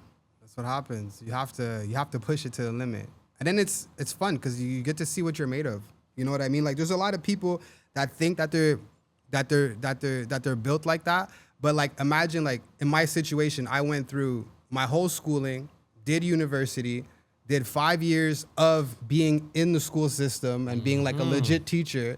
And then still being like, oh, you guys wanna try to walk me down? Watch, I'm gonna walk you guys down in front of the whole Canada. You know what I mean? Like that's like I could have that situation could have easily turned to like me throwing away all that education. Tucking your tail. Yeah, Like, you know what I mean? Like that, and that's how most people would react. Yeah. Most people react, I'm like, yo, I'm not throwing that away. I'm not throwing away my annual salary. I don't want to have to risk the chance of starting something new. I'm the type of person to be like, yo, I'll burn it all to the ground to get my point across. Like, I'll burn it all to the ground. Like, I'll be broke on St. Catherine Street with nothing before I let you guys play Preaching, me. Nobody's gonna be out here playing. You know me. what? I fuck with Chad because honestly, you've been this way, bro. I'm the same thing. About 20-something years, Chad's always been this guy. From the day I met him, he was always this guy. I fuck with it. I know. He's always been that guy, You know what I bro. mean? You know? Yeah, man. Unapologetic and shit. Let's talk about the fighting because I feel terrible. First of all, I just want to preface it by saying this because I saw the post. I saw the post in the gym, but for whatever reason, I never put together in my fucking half retarded mind that it was your fight. Like, what? Yeah, so bro. how did this come about? First of all, So basically, It started coming about because he started training and getting all yoked and yeah, sexy that's and like, shit. I knew you was doing the Looking CrossFit. all jacked and I did getting CrossFit all for 14 muscly. years. I still do CrossFit. Yeah. Like, I still do it. Not at a competitive level anymore, but like I still do it. And basically what happened was one of my homies hit me up one day. He was like, yo, I got these tickets for ringside PFL fight. Nice. Do you guys know what PFL is? Yeah. No. PFL is basically, there's a tournament all year. And at the end of the year, the belt is worth $1 million. $1,000,000, yeah.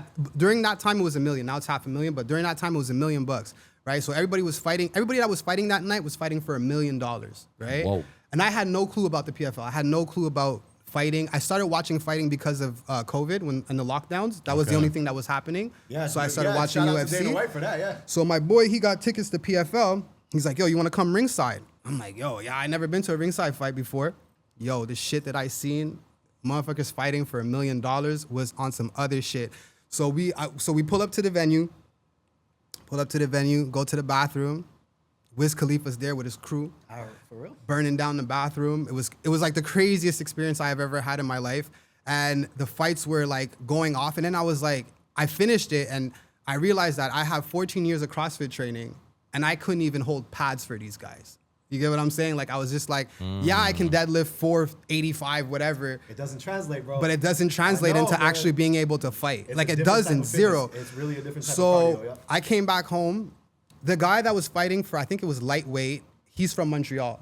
And that's how come my boy knew about it, because he went to Yeah. go see his earlier fights. So I ended up going to the same gym as him. When I got back to Montreal, I signed up and I seen GSP over there. And then I started seeing different guys that were in the PFL. But then, TriStar. huh? You're at TriStar. I'm not gonna name the name because I can't give him no promo because you know it's Team 360. Okay, Team 360. Team 360 South Shore. Forget I said anything. But yeah. So anyway, so I end up leaving that gym because that gym is more focused on like I don't know what they're focused on actually. I end up going back to the South Shore, and then my coach started building me up. And make a long story short, one day I was sparring with this guy because like I was at a point where I was doing like I don't know like between 18 and like 24 rounds of sparring per session, and I'm doing like 3-4 sessions per week, right? That's a lot. So at this point, I'm gaining confidence, and I was actually fortunate enough to fight a guy that's currently in the UFC, Dakota Hope, and he really like helped me get that confidence and like build me up to like, yo, you can still do this. Like it's not because you're in your mid 30s that like you can't fight no more. Like you can do this, and like you're physically fit. You can do this. And we would go on these like 1 hour runs, me and him, and he would talk to me about his whole like journey fighting and everything, get back to the gym and we fight. And basically one day I'm doing these sparrings and I'm just like whooping this guy's ass, right? And my coach is like, yo, you're ready. I'm signing you up for a fight. So then at that point I was 198. He's like, I'm gonna sign you up for the 178. So I gotta come down 20 pounds, right? So I came down 20 pounds. It was a month. I had the chance to train with Antoine Chaput, which is like the number one prospect in Quebec right now to go to UFC. Okay. So he trained me for the fight, and then come fight day, I was ready, bro. I was so focused, and like that whole, I learned how to fast. I learned how to like just another. I was gonna ask about the weight cut. I mean, 20 pounds is a lot. And I'm already like in a month. You said? In a month, yeah. So walk us through the weight cut. Were you like dehydrating yourself significantly? No, that's one thing I didn't want to do is dehydrate. So basically, what I did is I cut out all processed food. Yeah, like I'm a big chip, cookies, cake, sour candies. You know what I mean? Like at night, like I'm going in, you know, because I'm working out in the morning. So it's just like I'm gonna burn it off, right? But when you're in a fight mode, you start realizing everything that you're putting in your body is going to translate in a certain way. Like, it's such how could I put it, bro? It's just you really find out who you are, because you got to think about, I knew a month before, right? So a month before, you don't know who you're fighting. As soon as everybody knew that they had to fight, they locked down their accounts. So you don't even know, you can't even put a face. Wow. Okay. Because that's how it is, right? Everybody locks their account down. Really? So yeah, because they don't want to. Is this like unique to PFL though? No. This is not PFL. This is just regular like exhibition. Okay, like, you're right. Like, it's just like once you shut it down, like once you know you fight, you shut down your account because you don't want to be scouted. Type exactly shit. right. Okay. So like let's just say you post. I don't post any of my trainings because for those reasons. Yeah. But so you start going through these psychological things like, yo, what if I get knocked out for real? You know what I mean? Like, yo, what if I get hurt, bro? Like, what if he breaks my nose? What if like what if I gas out, bro? Like even though I'm fit, like yo, one punch, yo, lights out. Like yo, my family's gonna be there. Like I don't want to go out like a bitch. Everybody that like I train with, I'm gonna have to go back to the gym with an L. All these things are playing in your mind, bro. You get what I'm saying? And like I'm 38. The guy that I was fighting was 27, right? So he's in his physical prime. He's supposed to be in his physical prime. Supposed to be. So make a long story short, the shots. I made sure. No. Shout out to him, man. He stepped in the ring. Anybody, yo, this is one thing about fighting that I respect so much is once you step in the ring, bro, everybody got respect. You see, like these guys when they argue at the press conference and all of that, and you're like, how can they shake their hands after the fight and they talk so much shit about their daughters, about their mothers? There's one thing, bro. Once you share that ring with somebody, bro, that's your homie. That's like he stepped in the ring, bro. You need balls to do that, bro. You need fucking balls, bro. It's scary. It's fucking scary, bro. So anyways, I got in the ring. Thankfully for me, it was a first round TKO. No way. Yeah, first round TKO. And, you know. What'd you hit him with? 2 rights, bro. 2 rights. Like the rights deadly. But it made me realize that I could have been him. You know what I mean? If I keep going, eventually I will be him. Hey, listen, somebody's got to win and somebody's got to lose. Exactly, right? That's the beauty of fighting. And when you go through wars, wars are crazy. Like you're in there for 2 minutes with a guy that's not giving up and you're not giving up and you guys are just going back to back, bro. This shit's crazy, bro. Fighting is the most insane thing you can possibly think of doing, and it shows you who you are, bro. Yeah. Like I know who I am because like you're not gonna put that type of pressure. Like I'm on daily pressure. Like Monday I got my ass whipped. got my ass whipped by the top prospect in Quebec. I'll take that, right? What's it called? Wednesday, I got my ass, like, I get my ass whooped. You get what I'm saying? the gym, yeah. But the thing is, it's the pain game, bro. The more you eat pain, the more you get used to it. So you know? is this something that you're looking to continue going forward? Yeah, for sure. For sure. So we're gonna see Chad climbing the ranks. Yeah, I think though the Hustle podcast should definitely throw in like organize some type of fighting event, bro, or participate in some type of fighting event because there's we I mean, they're big into that stuff. You know what I mean? There's, It's crazy. we got a lot of rappers in the city that talk a lot. Aside from the Hustle podcast. The Okay, what? you talking about rappers in the city? I actually thought I'm about into that. investing in some sort of MMA event, but I'm like, the liability that would be behind that if somebody gets hurt, Yeah, somebody there's gotta gets... be some kind of insurance. Yeah, You can run those, Steve. You're Greek. You'll figure it out. You know what I'm saying? Come on. No, you just affiliate I've with actually an, thought with of an that. organization that does it already, and you guys, put up the cameras, host. Yeah. You know what I mean? That Just would be all these sick. rappers. Hold on. That would be sick. That shit would All be these fire. rappers talking all that tough shit and like going on all these different podcasts and talking, just fight. That's it. Hell yeah. Like, That would I can see never. Basics like, That would. yo, so you think you're a That's big where the man, eh? liability issues fall in. bro. That would never happen. Why There's not? no listen. There's rappers out here that are afraid to step into on a battle stage and rap, shit, I didn't let even look at it like alone that. get into a ring and fight people. Yeah. Nah, B. I mean, if Ray J can do it, everybody can do it. That's a fact. I think it would change our perception of a lot of people, though. To be honest, like, because there's no more I'm not gonna vulnerable name spot. names, but let's say you saw XYZ just getting smoked, bro, just duppied up and down a ring, bro, Yep. for fucking a 20-minute session of career's just ass whooping. It's done, bro. But like, this is the thing. Until you step in the ring, I'd still respect him because he stepped in the ring. You get what I'm saying? Like, I agree, but we're talking about the perception of fans and of the Yeah, general 'cause population. Not everybody would feel people the look same at it way like you do. it's right. You're right. People look at it like I don't. I'll take the L. I don't care. Here we don't got TMZs, we don't got the big networks to cover these things and make It the would go person viral, viral Steve. and famous. Oh you know my what I God. mean? It would go viral. Though. Yeah. If You Hustle get, like- Podcast hosts a fighting tournament and we get And it's the Magnum in the 10 city. 10 rappers Yeah. to join up and and It'd be dope. it would be It'd super be dope. dope. It'd be But dope. I just can't see any. I can see you signing up for it, but I'm I doing just it. can't Is 7 see ML Cross still anybody. around? Because my money's on Cross, bro. I just got to say that. I haven't Shout out Cross from the out, West. Out the box. I My haven't money's se- on I him. haven't seen Cross in a while. My but money's shout on out. Cross. Shout out You to know, Cross. so- Unless Chad, because Chad actually fights. If you're in a tournament, I got to put, but if he's not That's in what a I'm tournament, saying, my money's on but Cross. I think we would have a very tough time finding rappers from the city that are really up. I'm shocked. for- I'm shocked by what you're telling me. I think 'Cause you would have everybody's a a tough guy, eh? But that's what I'm saying. 'Cause everybody's a yo, tough guy. you would Yeah. have a everybody- hard time Also- finding also- rappers that are willing to battle right now. Also, like get on the stage and You're battle. Right. You're right, though. Basics is right. Unless they're, like, lower I tier. see Hold up, this hold up. translating into like some beef on the streets afterwards. You know what I mean? That's not our problem. 100%. That's not our problem, though. I don't The think so, man. pew-pews and you know what it You gotta is, really bro. train. Like, if you know you gotta fight in a month, you gotta really train. So you gotta step in a box. You gotta step in a gym, and you're gonna learn very fast that like this whole game is a game of respect, man. Like you're that's gonna for sure. learn. You're gonna be humbled very fast. So but I think it'd be interesting. I think it'd be interesting. The most interesting thing on the rap scene. Oh, by far. I think it's just like I think that's what it's missing because in the States they're already doing it.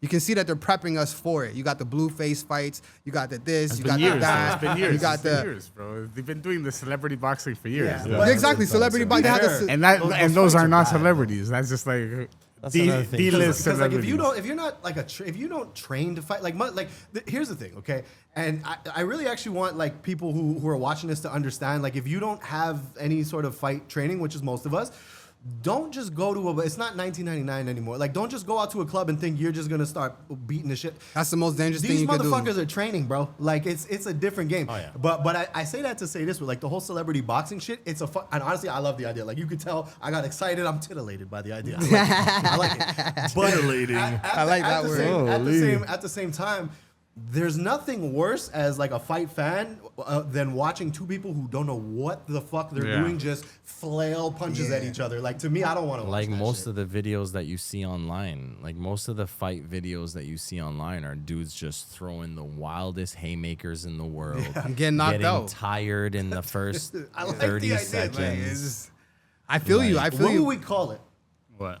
I'm trying to speak this into existence. What would we call the Hustle tournament? knock cast. No shit. No, but it'd be some cool shit. Like, honestly, Hustle like and muscle, bro. Come hustle on. and muscle. There you go. I'll bring the muscle. No. That's hustle and muscle is just a specific tech segment where he just works out shirtless. Hustle and muscle. Camera, bro. Tek and Chad. Yeah. And then let's we do call this. back Feezy. We got the trio of muscles. I told let's Feezy, go. like, I want to go to the gym with him. He ain't never. I did the same thing. I told him like 3 times before he left. I'm like, so yo, we're gonna get a training, and he's like, yeah. Let's do it. Yo, guys, Let's do it. guys, I think Yo, it'd be Feezy, dope. you heard it here, man. Guys, I gotta ask you about. Did anybody see the press conference yesterday with McGregor? We're Yes. talking about McGregor and Max. Of course, I saw the press. So, conference. look, I don't know how you guys feel about the whole thing. I know Basics not even watching this. He didn't I even know have what no PFL No was. fucking So, lot. That's all you gotta do. but I don't even know who the other guy is. he Max doesn't. Holloway's you a don't need crazy to. motherfucker. Conor McGregor is there, bro. You remember I Conor know, McGregor? I know Conor McGregor, but Max Holloway. But I shout out to think Max, I've by the way. seen I'm the a very, name, Max but I is just I'm a I very don't- big Max Holloway fan. Go ahead. Did that press conference to you guys seem a little cringe on Conor's end? He's forcing it. You can He's tell. really forcing it. He's That's forcing it. one. Like I think there was. There's even a certain point where happened? well, basically it's just because like Connor's. I can name a whole- bunch of things that happened. He Yeah. sang funk. He sang Wonderwall. That was terrible. Super cringe. Conor McGregor sang Wonderwall. Baby. It was really he's, bad. He's talking like Yoda. What the guy said? I'm gonna drown you, and after he's like, "No, you shan't. No, you can't. You can't. You can't lay a finger on me, or whatever." I don't know. He was saying something that sounded He's forcing really, it. He's really forcing weird. it because to bring you up to speed basics, like Conor McGregor's whole aura has always been he's the greatest shit talker in the history for of sure. combat He's the sports, showman, right? bro. Exactly. So it's been 5 years, and that's what people want to see. They want old Conor, you know. But it's been 5 years, so clearly at the press conference you could tell he's kind of putting it on a little bit. There was even a certain point where like you could see Dana White kind of lean into his at the beginning of the press conference, went over, lean into Conor and say something, and then as soon as Dana's out of frame, Conor just bucks up and goes on like a wrestling promo, starts cutting a promo, you know. So it's like you could tell it's a bit of a put on for sure. Do you think it has anything to do with the family being front row, all the kids? Like I didn't. No, I don't think Conor gives a fuck. Like, about it's been that. a And while, I right? don't buy this. He's a Christian shit either. By the way, I don't buy it whatsoever. I don't think Conor is all of a sudden a born again. I don't buy it. I really don't buy it. I think it's PR. It's marketing, bro. Another thing. Do you think he's scared, bro? Like I think I saw him Terrified. fidget the whole. He was there, bro. I think You he's know what I mean? terrified. He's afraid that he's gonna lose again. Bro, Yeah, bro. I don't care. I don't care who you are. Yo, you know you're gonna get punched. You're stepping into a spot where you know you're going to get punched, and the other person wants to kill you. Like this is you cannot. You don't play fight. You don't play kickbox. You don't play MMA. You don't play none of that. It's not a playing thing. You're going to get hurt. Like. And then in his last fight, he like broke his leg. broke or his some leg, shit? bro. He Like- shattered both bones. Yeah. Both bones, the front and the back. You can tell yourself like, Yeah, okay, I'm yeah. gonna get paid 10 million, 15 million, which is cool. It's gonna help you get through certain psychological aspects of the fight. But anybody that says that they don't have this crazy feeling inside of them before stepping into a ring, Yeah, for sure. they're lying. Well, bro. if they They're don't, lying. they're gonna lose. They're You lying. need that. That's what gives you your edge, your senses, your heightened, you This know? is a different I level. mean, anytime I've ever been in any kind of altercations or confrontations in the streets, let alone it's always something where I don't give a fuck how tough you are, or how big you are, or how strong you are, or anything you are. When you're out in the street and something goes down, it's like you don't know where this could go. Yeah, you could You know what die, I'm bro. saying? You Like, could die. And in the ring, low key, it's like better because it's like there's rules and there's a Sanctioned, yeah. ref and there's all this and that. But at the same time, it's worse because it's like we're here for that. And you know, Like there's no like we're You're not, training, we're not you're gonna training, like argue I'm and then it's training. like okay, we're gonna walk away. No, there's no argument. It's just It's we're just gonna like start no, punching we're each gonna other right fight. in the Like face, we're yeah. here to fight. We have Yeah. to fight. Yeah. Now we're gonna fight. And I'm gonna take your ankle and rip it off. Yeah, and yeah, fuck, you know yeah. what I mean? Like, But at that point, you're programmed. It's your job. You know what I mean? That's your mind I state. mean, you they're come in. professionals. Yeah. But okay, so I mean, elephant in the room, guys. How do we feel? How do we feel about Conor tomorrow? I mean, is Conor taking it? Does he have a chance? I need an illegal link to watch the fight, please. Allegedly. Allegedly, Like Holler is at me what I allegedly mean. tomorrow. Like I mentioned, Because we don't promote things like that. Allegedly, on the holler at me Hustle tomorrow. podcast. Allegedly. So who you guys got? is it Okay, to you or yeah. to you? I can't remember who. Like I mentioned, the only way I see Conor getting the win is if he hits Max with some flurries in the first round, and just because they want to give it to him, they're gonna step in really fast, the ref, and he's gonna be like, oh, wave it off, and it's a TKO. Well, he's on underdog 2-way, so there's a lot of money on that. And then there's as well. gonna be a trilogy fight. And then That that's the makes last time you sense, see 'cause Conor he only has McGregor. two Business-wise, fights left it on his makes sense. contract. You're And thinking this like a is Greek. his I see it. He's never fought this guy before. They Yeah, he fought fought him once in once. 2013. And Conor McGregor who won. won? Conor, Him. but Conor. they're not. It doesn't. Honestly, it doesn't matter because they're not. Neither of them are at even close to being the same fighter as they were 13 years ago. It's not. And even, is the Max Holloway guy better? Right Not now, say he's- better, but he's you know what one I mean. of the He's- best. He just ever lost to in the world. champion, the current He champion. did just lose, but he's one of the best ever. And the difference between Conor and Max is a marathon runner. Conor's a sprinter, basically, which means Conor's gonna come out. He's gonna give it everything he's got. If that doesn't work, he's gassed. He's tired. Fucking what's his name? Holloway. He don't get tired. And that's the problem. He don't get tired. So when you're deep in that third And he's round, been active. deep in that, Yeah, in that, that's deep what I was in that asking fourth too. round, and you're sucking wind, and this guy's still fresh as a daisy, popping you.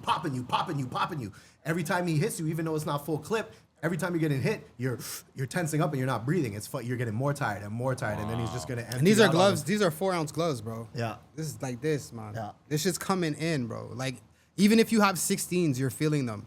They got 4s. Yeah. Like 4-ounce gloves. Like, you're getting, bro, this shit's not a joke, bro. It's not a joke. And I so, respected him. Honestly, I think it goes one of two ways. If Conor wins, it's gonna be some like the greatest comeback of all time. The guy who secretly has been devoting his life to being a better martial artist for the last 5 years, and we didn't know about it. And he comes out and puts on the craziest performance we've ever seen.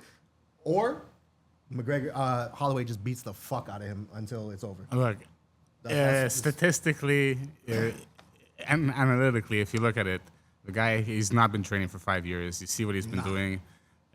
He's been doing cocaine. Yeah, a basics. lot of cocaine. Well, look, I think he's I'm taking gonna a send you. backseat Remind on me later that. tonight. I'm gonna send you a link to a press conference from Bare Knuckle, where Conor's an owner and he's doing the press conference. He is, bro. When I tell you coked out, oh my. Anyway, just remind And that's me. crazy hilarious. too, because for the bare knuckle events, he's cutting better promos for that event He's than the his star own of the show. He's not even fighting. fucking fight that he's And doing he now. was off the yops that night. Because my when brother. you're Dance for me, boy. when you're trying to fight, man, it's Dance different. for me, boy. he's Yeah, he's crazy. He's crazy. He's crazy. Wild boy, bro. But he's not on this right now because he knows he needs to focus. He knows that this is one of the biggest challenges. This is Iceman. Yes.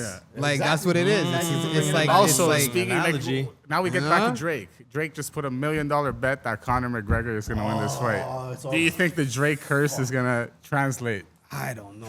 I don't know about that. I don't know if you're aware of this. I know about the Drake There's curse. a Drake and curse the in whole MMA. Drake and money. It's very it's real. not just in MMA, bro. It's not. Are you serious?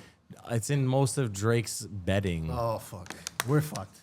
But Drake gets a lot of his betting money from stake, Stakes. Yeah, which yeah, he's of in course, of part course, stakeholder in anyway.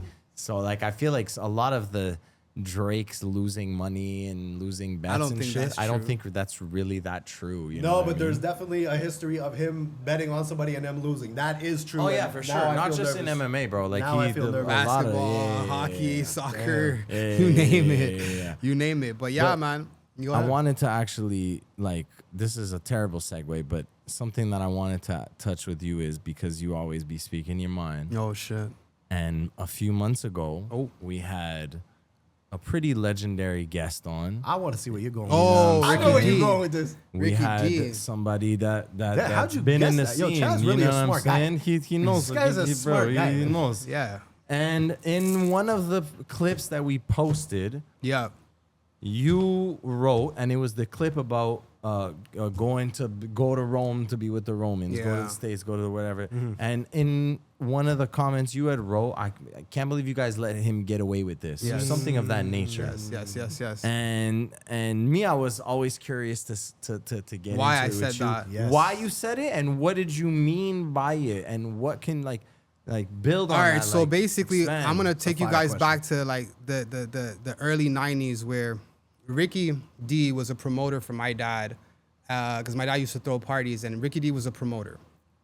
So I grew up like Which makes me want to ask you about your mom too, by the way. 'cause Ricky your mom's in the D's industry mom too. used to like she's already babysat me when I was a kid, right? Okay, so I've there's known history here. there's a history Okay, for this. okay. Shout out Ricky. So yeah, Shout out shout out to Ricky because he Absolutely. did a lot of things for the city. But what he was talking about and where I disagree with a lot of the guys from that generation is they would promote every single artist from the States, from Toronto, you name it.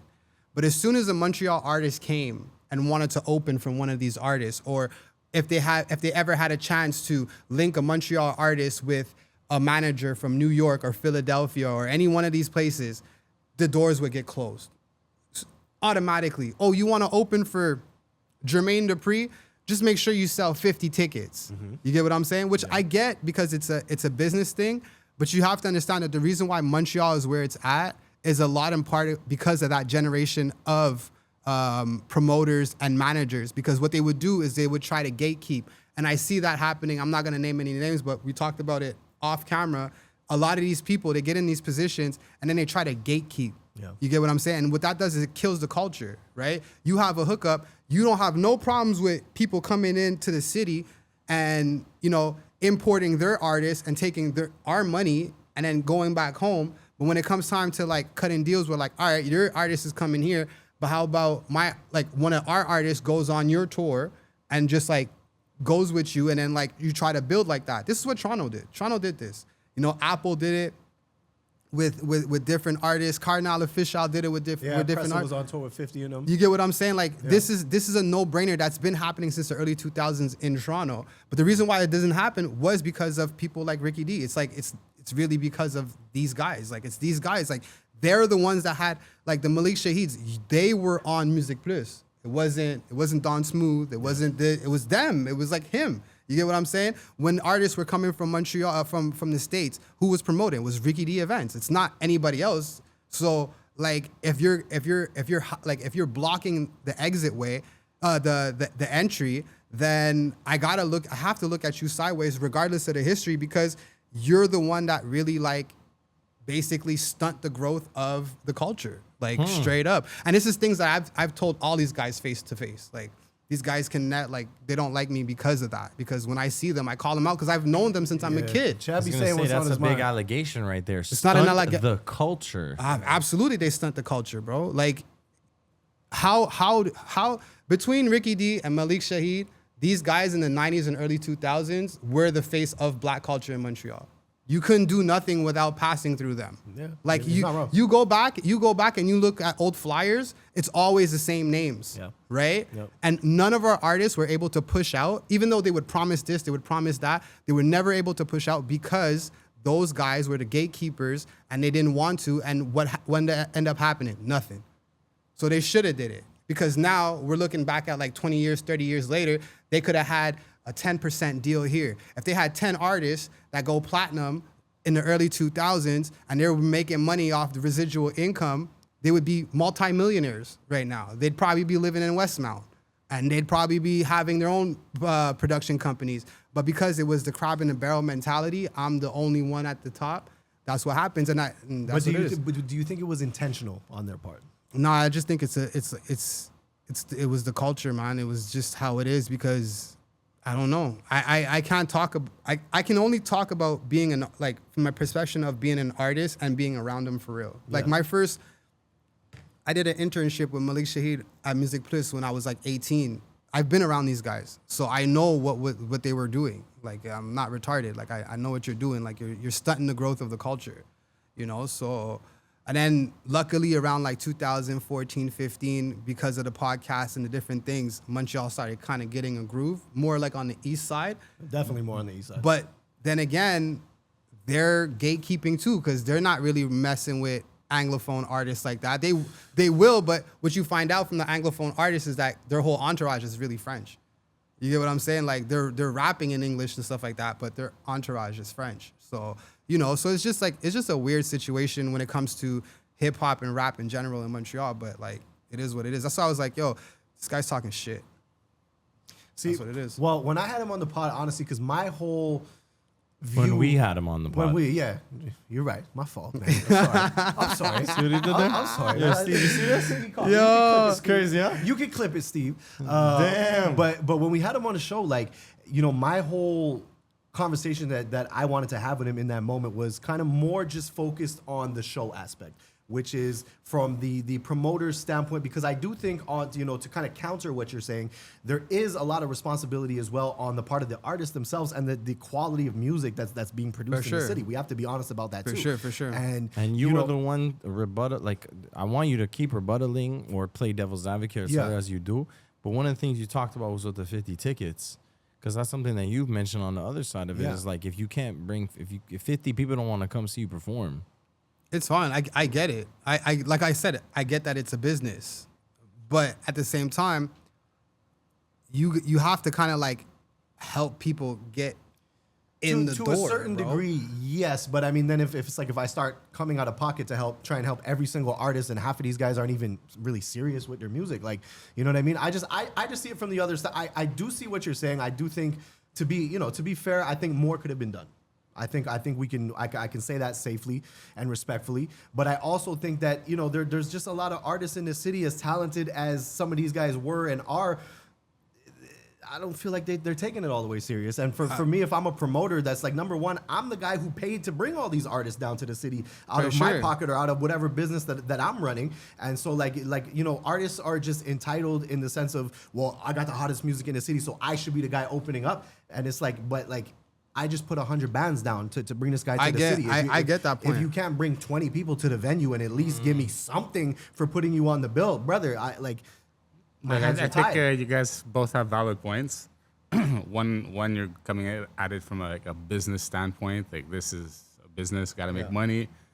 Your standpoint is like, grow a business, maybe grow a label, sign some artists, sell the artists. Exactly. Yeah. Well, that's get what residual income. That's what I kind of wanted to say as well. One approach, which is what I wanted to say. One approach is short money.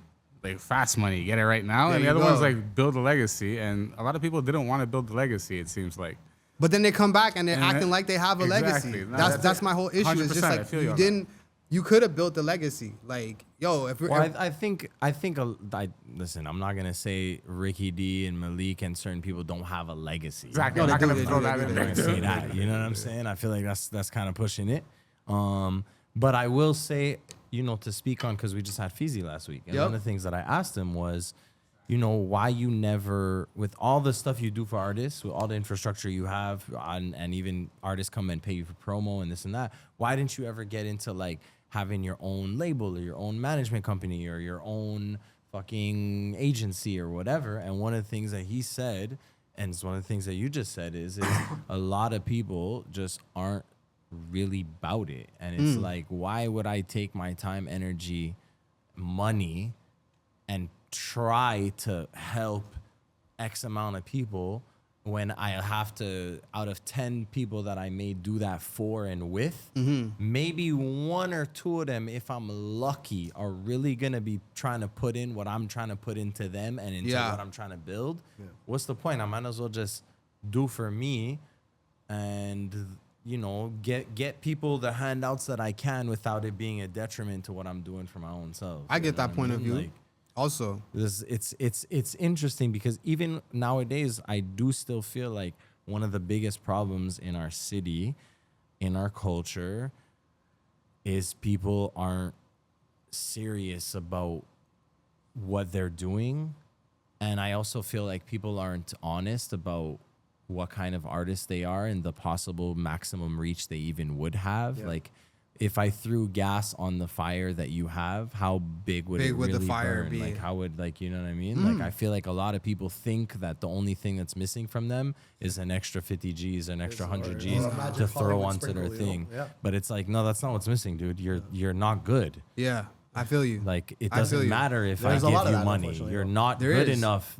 That, like, I also do want to specify that that's not just a Montreal thing, by the way. Because no, that's everywhere. That's everywhere. No, I just really want to make that clear. It's 100%. You know what I mean? Montreal. But like, Montreal is, and I said that I've said this with many artists, with many guests, I should say, is like, we have a giant city.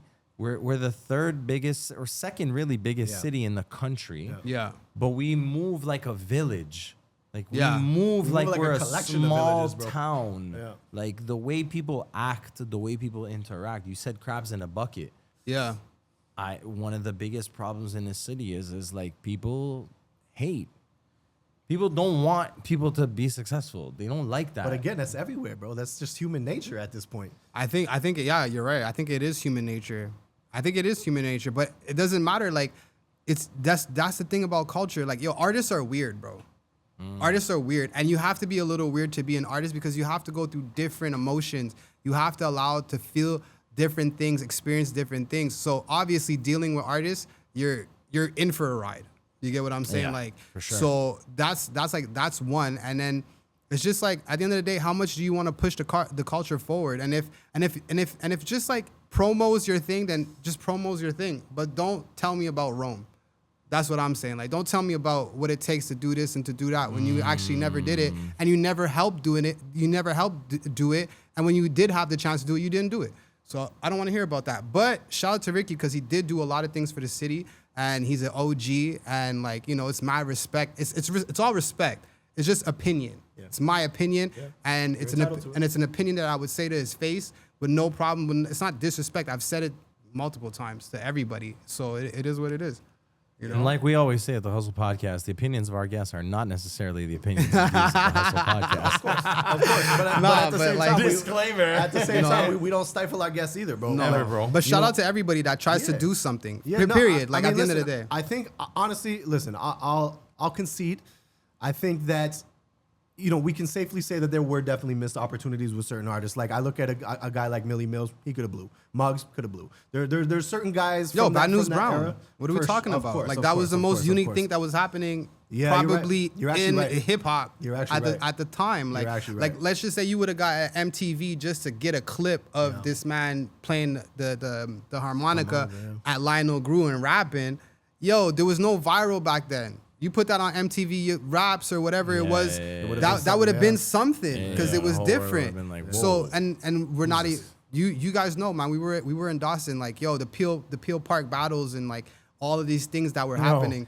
Shout out Widget, shout out Frost. You know what I mean? Shout like, out all these guys from back then, bro. It's so all like funny, bro. It's like, yo, all of this could have been monetized, bro. That's all I'm saying. All of it could have been monetized, but it wasn't. And now we're on to different things, and it's up to us to push the culture forward, bro. Bro, it's so funny. It's bro. an interesting take, honestly. It's got me thinking. Yeah, it's got me thinking. No, it's definitely. I mean, look, I see both sides. Yeah. And I just feel like I wonder, you know, if you were in a position currently right now, knowing everything you know and knowing everything you're doing for your own self, is starting your own, not say label, but starting your own, I don't know, collective. Yo, come on now. There's a lot of shit going on here, you know? Come on now. See, yeah. Like, how would you know what I mean? Because earlier you said, like, if I could find a group of like-minded people and move in this kind of a bigger bag mentality. Yeah. You know what I'm saying? King Quebec. I hear a feature for Basics on there for sure. Yo, for sure. I knew he was going to shoot his shot. You know what I for do, sure. bro. You know what I for do. sure, for sure. But what would you? How you feel about, like? That'd be a fire collab, though. I think. What do you mean? Like, what do you mean? What do I think of it? Like, would you do something like that? Would you try to? Yeah, absolutely, for sure. But like, let's circle back to what I'm saying. It's a grant game, right? So at the end of the day, I don't have to take your grant. I don't want you to sign to me so I can take your grant. That's like, to me, when I was dealing with these labels, I was like, well, that's kind of crazy. It's kind of crazy that I can fill out a grant. Like, I got a diploma in university. I'm pretty sure I can fill out a grant. It's so funny because a lot of the things that you're talking about, and I want you to keep going, but it rings very Russ to me.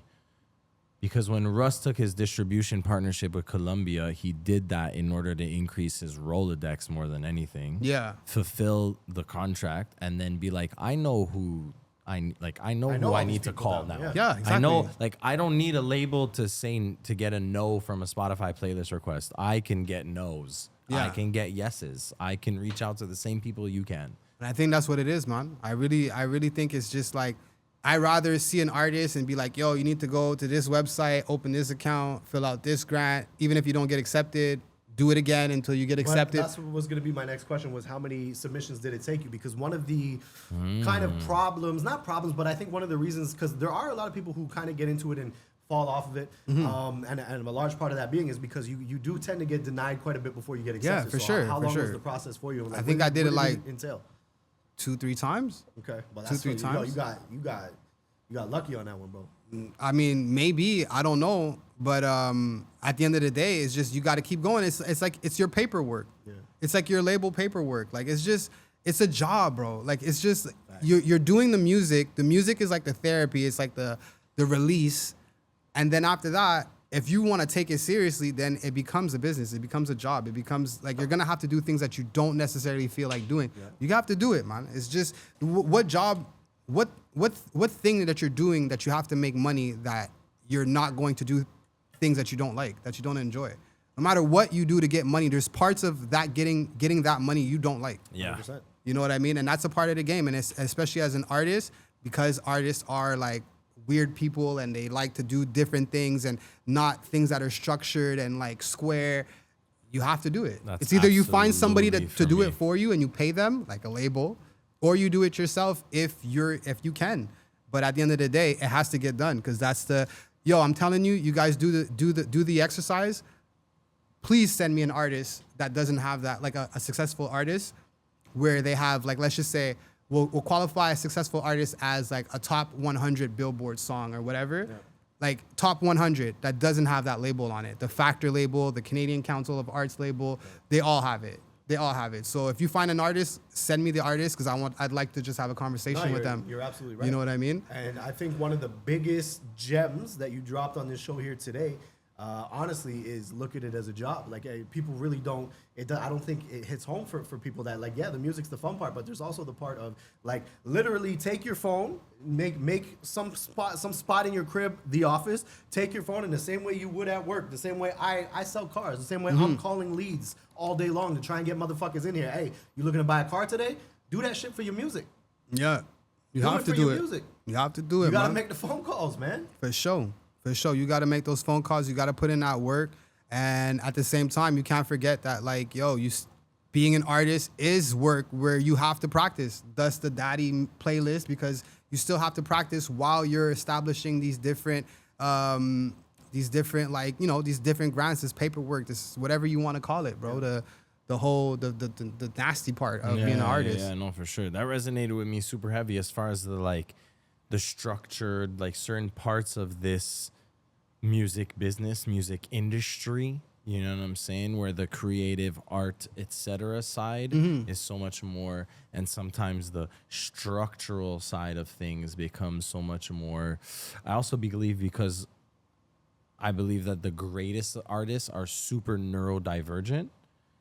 And so I don't feel like that works very well with these super structured. It doesn't. I need to I would sit say down structure and artists don't necessarily usually go hand in hand. It doesn't. The only reason why I know how to do it is because, first of all, I stopped music from 13 to 17, right? And I was in university during that time. So I was it allowed me to go back to being a fan of music. But at the same time, I was embracing, like, different sounds. And I was working on that aspect where, like, I had to put in essays, I had to read books, I had to do this, I had to do that. So that structure, that university structure, helped me also translate it into, like, okay, now I got to go back to writing an essay mode and, like, doing this for the grants, right? But if you don't, a lot of artists, like, the same thing as teachers, like we're talking about, they go from being artists and they never just stop and reflect and see what's going on, right? They just keep going and keep going and keep going, but they never learn different things. Like, I had to learn how to become a CrossFit athlete. I had to learn how to become a kickboxer. I'm still learning all these different things, how to become a teacher, how to become a student, pass in university. You have to learn different things to become an artist, because then that translates so much better in your actual music. And then you see it. We've been around for a long time, and you see that, like, a lot of the artists have a hard time leaving certain subjects. 100%. Or they have a hard time about talking about things that have nothing to do with rap. You know what I mean? So it's all, Yo, being an artist is crazy, man. It's a crazy funny that you trait. say that, bro, because I was thinking about that the other day, and I was thinking about, you know, like I dropped my first single in 2014, and I was thinking about a lot of artists from a decade ago that, not to say just aren't relevant anymore, but just kind of just really fell off. Why you look at me when you said that, Basics? Because you're my co-host. Oh, okay. Is that the only That's reason? that's what happens. Don't project your insecurities like that. Don't do that. Just in case you guys don't know, Tek does have a crazy ass fucking hook on that And HSR song. honestly, that came I out want on to say the something on the- too. on My the- bad to cut you off, No, Alex. please. I think it's super dope Podcast. that the Hustle podcast, you have two people that actually make the music. You guys have actually made music. Mm-hmm. So I have a problem with people that have shows that talk about culture, but they don't participate in the culture. They don't break dance, don't do no graffiti, don't make no tracks, don't shoot no videos, don't do nothing except being from the peanut gallery. Exactly. You get what I'm saying? You guys are in a unique position where you know what it feels like to make a wax song and then release the wax song and then be like, shit, I shouldn't have released that song. You get what I'm saying? Like, we've all been through this feeling of like, yo, I'll never be good enough. I'll never be like at that level. Yeah. You know, but really what you're doing is you're comparing yourself to an artist that has 14 writers. Yeah. You get what I'm saying? Like, that's a fact. when you feel that, a lot of people don't feel that, but they have the nerve to even comment on the culture. Like, you can't do that, man. You have to participate at least one time in your life. Like, it's like coaching a basketball team and you've never picked up a ball and you have something to say, don't say nothing. Shut the fuck up when you talk. It's super Shut funny the fuck up because when you of talk. some of the things he's saying reminding me of Jay-Z's first verse on 99 Problems. What does he say? When he's talking about the critics that never did it. Oh, and yeah. If you don't like my lyrics, you can press fast forward. forward. Yep. Just a lot of like, you know what I'm saying? Like, it's easy to comment It's very easy to comment. without having any participation or any kind of like stripes or any kind of the struggles or knowing what it's like to be on stage. The in fear, front of bro. you know what I'm saying? You get that little tingle, like yo, bro, you talked about fucking fighting. Like, yeah. It's a very similar to this feeling. day, when I go on stage, it doesn't matter if I'm in a room with 20 people or I'm in a stage and there's 2,000 people and I'm in fucking Prague or whatever it's been. I always have this feeling of just like anxious, just I can't fuck this up. Like, I can't get knocked out in front of everyone. Yeah. I can't, you know what I mean? I can't go It's up there and exactly just that. bomb. Yeah, exactly. Like, when we were at the festival, it was so funny because there was a one point where you were on stage and at a point you looked at me and we kind of like locked in and it was like, you know what's up. Yeah. And it was the same Steves when I went on stage at a point, I was moving around and I was whatever and Chad was right there and I kind of took the energy from him and I was like, word, I'm doing good. He's telling me that I'm locked in right now. I'm gonna keep going. It's I'm an gonna amazing bounce off feeling. that. Like, and it's crazy to me to know that like people comment on a culture and they never did it, bro. It's like, it's wild to me, bro. It's wild to me. Like, I don't respect it. I don't respect it. I mean, you know, you gotta jump in the pool eventually, right? Like, Eventually, bro. yeah. sharks, bro. With the sharks, them. You know what I'm saying? That's where you learn how to swim.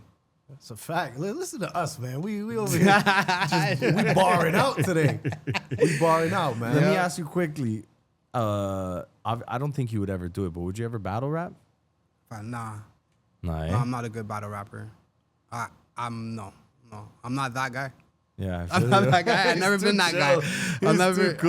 I'll punch you in the face. Like, I don't want to do that. Like, that's it. That's really where I'm at. And to be honest with you, first, Feezy. Don't book this guy for a battle. Bro. no, I'm not doing no battles. But yeah, like I said, like I think I was talking to you. I'd rather sing, bro. I'd rather sing than rap for some reason. We were talking about that at the festival. Yes, you 'cause I was asked me saying that. you- You were like, yo, I- what do you prefer? Do you prefer singing or you prefer rapping? Yeah. I was like, yeah, I prefer singing. Yeah, I think I definitely prefer. I mean, shit. You see me in the last couple singings, really leaning I into love the it, R&B bro. bag. I love it, bro. And you know what you did that no Montreal artist has ever done before? And I don't even know if you know this. When you got up and you started dancing with the girl, she was walking. I don't think yo, I think thank every you, bro. single like singer in Montreal has wanted to shoot a scene like that in a video, but never actually pulled it off. And I Thank think you, you're bro. the first one. I don't Thank know. you, Maybe bro. somebody can like No, hit I us up in the appreciate you, bro. comments I think that's and let us appreciate know. you. But That I was think so you're the intentional, bro. That That was was so dope. intentional That was dope. I was because like, yo, that shit's dope I because told Ty- everybody wanted to do that. I told Timekeeper that whole steez was literally like the 2 videos that I used as my kind of like blueprint was the Chris Brown, excuse me, miss, exactly. when she comes into the store and D-Ray and he's like, yo, bro, I gotta holla at you. Yep. And then there was the Omarion touch. That's And exactly then even to super go inspired. to Sean Desmond's Sean first Deezy. joint. Sean Come on, Deezy. get in and get ready. Yep. Like that era was you look all like Sean about Desmond. these kind of, you know what I'm saying? Shout out But on it's my dope, though. Portuguese It's people. dope. It's Actually, dope. Visual Timekeeper's Portuguese. And my whole inspiration was that era of just like dudes was just like, you know, they be walking behind the girl and you got your boys and all of a sudden you're breaking out into a choreographed dance. It's dope. It's dope. And then It's they dope. walk on and it's just me and you. Yeah. I loved it, bro. I loved it. I Yeah, thought it it was was fire. Thank super you, bro. It was super fire. fire, you know. Thank you, But bro. yeah, like back to battling. Nah, man. Nah, I'm really like a studio guy. I love being in the studio. Mm-hmm. Now I'm starting to like to perform because I'm making music that I want to perform. Before it was like Yeah. I was really learning how to make music. Like I feel like everything before Afro Keb is me learning how to make music. Afro Keb is my breakthrough. And now like this next piece, like I'm really trying to make the greatest Quebec album ever in existence. Like I'm just trying to That's a pretty high bar, bro. I like these. I'm trying to do it. I'm gotta do I'm lofty trying to do goals. everything that I can to beat everybody. Like just like once you hear this album, it's better than anything that's ever came out of Quebec. That's it. Like Let's that's what I'm go. trying to do. I'm just trying to give Quebec. Everybody's always talking about Quebec doesn't have this, Quebec doesn't have that. I'm trying to give it to them the way they need it, right? Because I seen what happened with Teu. Like they didn't understand they didn't understand the clash of worlds. Like how do you take Nicolak and put it with Amapiano? That can't even ain't nobody at no label processing that properly. You get what I'm saying? Yeah, And what King you Quebec doing? is just gonna be like it's gonna be just some crazy shit. And I know what's on it right now. Just what's on it right now is like dusting a lot of the shit that Oh, that I'm excited, bro. We came might out. have to come through and just give it a little listen to some Yeah, of these for things, sure. bro. And that's when we're gonna start working too, because on Rico and Monkey's album, I did my first French hook. So Shout out to Rico because he said some crazy shit about like being an artist and like stepping away. I don't remember exactly what he taking care of your said. mental health and all Yeah, these and kind of things. Yeah, shout I out lived the Rico, bro. exact whatever he was talking about. That's exactly what I lived from 13 to I'm 20. still to living 20. it right now, bro. Shit, yeah, it resonates. It resonates for sure. You know what I mean? So shout out to him and like, you know, shout out to everybody in the city that's trying to push the culture forward because that's ultimately that's what we need to do because instead of complain, we can't complain, bro. That's the thing, you know? We can't complain and you just got to leave your mark, bro. And that's what I'm trying to do, man. I definitely agree with the no complaints thing. I mean, today on Instagram I made a story about like just being more grateful because I really do feel like, you know, even if it's not just artists but just people in general, I feel like a lot of times we're just so ungrateful of like everything that we got going on. We want more money, we want a better car, we want this, we want that, but it's like you could have nothing, bro. You could have not just less, like there's people Nothing. really struggling out here, like struggling, bro, in a way that I would never, you know, like you ever heard that quote, that thing of like, if 100 of us put all of our problems in the middle of the room, we'd all be running back to our own shit way before we have to pick somebody else's random bullshit. I never heard that, but I understand what you It mean. makes sense though, yeah. You know what I mean? So, and I feel like even more so when it comes to artists, I feel like so much people are like very Ungrateful. just ungrateful and unhappy, like low key. You know what I'm saying? Like Being that- an artist will make you unhappy at a certain point. You're gonna go through your artist phase where like it's just pure depression because you feel like you'll never be able to shoot that video the way you want it to shoot. You'll never be able to produce that song the way you want to produce. You'll never get that feature. You'll never get that budget. And you go through all these mental cycles mixed with like your desire and your like a true passion to create. Yeah. Like you can't let go. Like that hiatus that I was on. Every single day I would wake up, I'd be like, I need to record, but I would do something else because I know what it wasn't bringing me good vibes at that point. You get what I'm saying? And until you go through these different type of things, man, it's just a journey. So like when kids tell me like I want to become a rapper, I'm like, yo, I hope that like emotionally you can take it, because it's an emotional thing. Like you make a song and you release it, bro, that's a part of you.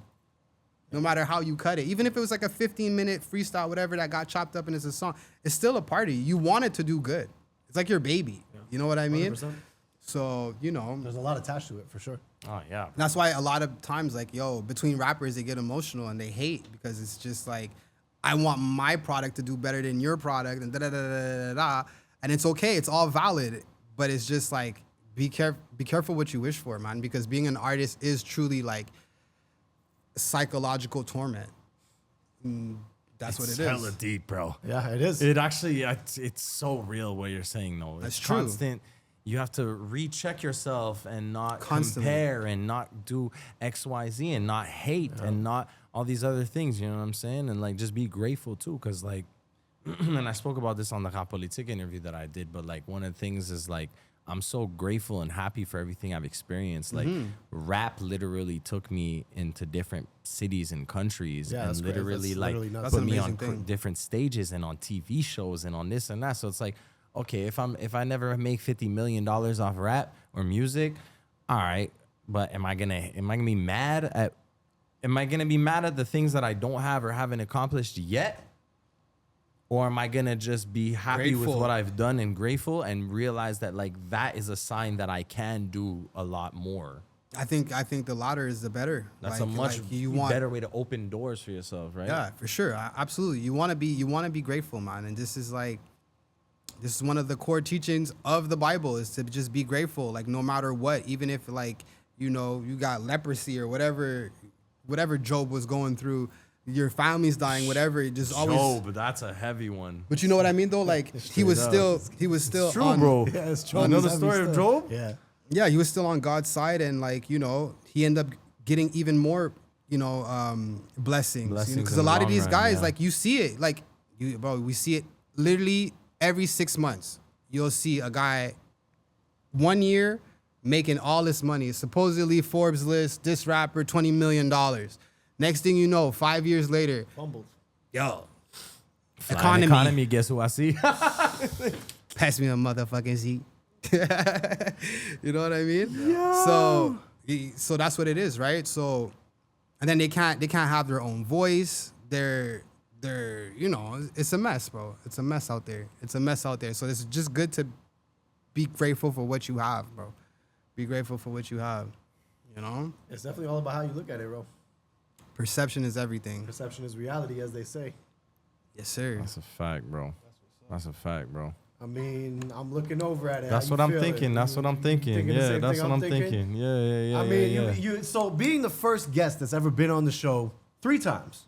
Yeah. 3 times, Steve. You know what's coming up. So we do this segment every week here on the show where we call it dropping a gem. Yeah. I'll explain it for the listeners. You already know what's going on. So basically, what I'm going to do is I'm going to hand Chad this gem, and he's going to drop a gem for us. Now, the gem could be any piece of wisdom you want to impart upon people, anything that, you know, helps you through your day-to-day life, achieve your goals, whatever the case may be, whatever comes to you, you know what it is. So we're going to go ahead and we're going to give And you the gem. we now also have the caveat with the drop in the gem Caveat. that we want the guest to summarize their gem within a Reasonable amount of time. 2-3 couple minutes, Yeah. something like that, because sometimes a gem could turn into this whole 20-minute spiels. segment. Yeah. You know what I mean? So I like to tell our guests, drop the gem. If you could be remembered for nothing else for this entire interview, for this entire 2 hours or whatever we've been at it. If this was the moment that everybody remembered and knew you for in this moment, what would the gem be that you leave people with? This is Chad Well, Ashe dropping his gem for the Hustle Basically, podcast. I'm gonna talk to the troubled youth right now, and I'm gonna let them know that anything that they're doing illegally in the streets, they can do legally in real life. So if you're a drug dealer, you can become a pharmacist. If you're really gang, become a police officer. Take the time to study and really learn about what you think is your calling. So, even down to pimping, start yourself a modeling agency. You know what I mean? Everything that you think that you can do illegally, do it legally, because you can probably do it. You're a shooter, join the army. We'll see how well you shoot. You know what I mean? So stay away from illegal things, and basically anything that you can put your think of, you can do it legally. You just need to go down the right avenues to do it. So all the troubled youth, get your shit together, man, because you don't have to be doing that. Bro, that might be my favorite gem we've ever had. I love it so much, bro. Yeah? Like, I love it so much, bro. I can't even tell you how much. This is the confirmation of we need to bring back the gem segment and just the clips of the gems of people. I think so too. Along with this will be the first one. That is, I love that so much, bro. Perfect, man. I love that so much, bro, because this is exactly. Oh wow, this is exactly what I be Blue telling Basics you. is mine, bro. That's what's up. That's what's up. Nah, bro, you're so right, bro. Yeah, Flip he the is, though. script, bro. Flip the script, Flip man. the script, bro. I see so many kids, like, I tell them all the time, like, sometimes, like, I see them get caught for stupid shit in the bathrooms, vaping and stuff like that. I'm like, yo, do you think if Madame Ginette caught you in the bathroom that you're going to survive in the streets when officer whatever works 60 hours a week just to catch your stupid ass? I'm like, you're cooked. You get caught once in high school doing anything. Don't ever go to the streets. You're cooked. You're cooked. Don't ever do that. So, you know, I let them know, like, whatever you're doing, you can do legally, man. You don't. Facts. You want to do And I fraud, love how you join the had government. I love how you had the flip for breakdown, every part. You know what I'm saying? If you guys are really out there, use your mind and your capacity for the better side of what you can get. You can get a long-term. pension. Like, if you want to, why join a street gang? You could literally join the cops or whatever and get a pension. And Like, the pension for police is very good. And you Exactly. retire, you retire Shit, very you young. said it, pharmacist. You want to get Everything. into videography. Everything. You want to, you know Everything, what I'm man. saying? Everything. And if I could just add a 30-second thing is, if you're an artist out there, get around people that want to do something that's related to what you got going on. Find somebody that's into camera work and videography. Even if he sucks at it right now, it doesn't matter. He wants to do that. Get with him. Get with a dude who's into engineering and making beats. Get with a dude who likes social media. Get with people and build yourself your little team. Your collective. And find the person you like to rap. Find the guy who likes to film stuff as much as you like to rap. I agree and with say, that. yo, me and you, we're going to be a team, bro. You film all my shit. That's it. That's it. You know what I mean? Straight up. Yo, we could keep going all night, bro. Hey, know. yo. I had to throw an Ayo in there. Yeah, I feel better. yeah. Man. I'm not gonna lie, guys. The vape pen hit me hard this episode. Yo, What is that? Gas Gang? This is the Gas Gang. Gas Gang my is brother. crazy. Shout out to Gas Gang, man. Yo, Gas shout out Gang. to you for coming and Absolutely. spending some Yo, time shout on out the to you Hustle guys. podcast, Yo, man. 3 times, bro. It's been Well, a me, minute I now, love but we've it. been talking about this I for a love it. minute I about love like, it. yo, I love you it. know? Alumni, I guys. love You it. already know what it is. So we're here, man. man. Listen, the usual ritual. My brother Tek takes us out of here. So Tek, take us out Absolutely, of man. here. Listen, there's really not a whole lot to say, man. I think Chad summed everything up very, very, very well. A lot of gems, a lot of clips definitely coming out of this episode. So I'm gonna leave it on this. Let's go Conor McGregor round 1. I feel like Steve's not here. Steve left before the outro. Big but Mac. I Big think that's where Mac. I'm gonna put my money, ladies and gentlemen. Y'all be safe out there. Hustle Podcast. You already know what it is. Sir. Welcome to the hustle. If your whole life was a struggle, had to make it out the jungle, this is a show for you. Welcome to the hustle. Under pressure, never break or fold. Keep chasing your goals until you blow. Now welcome to the hustle.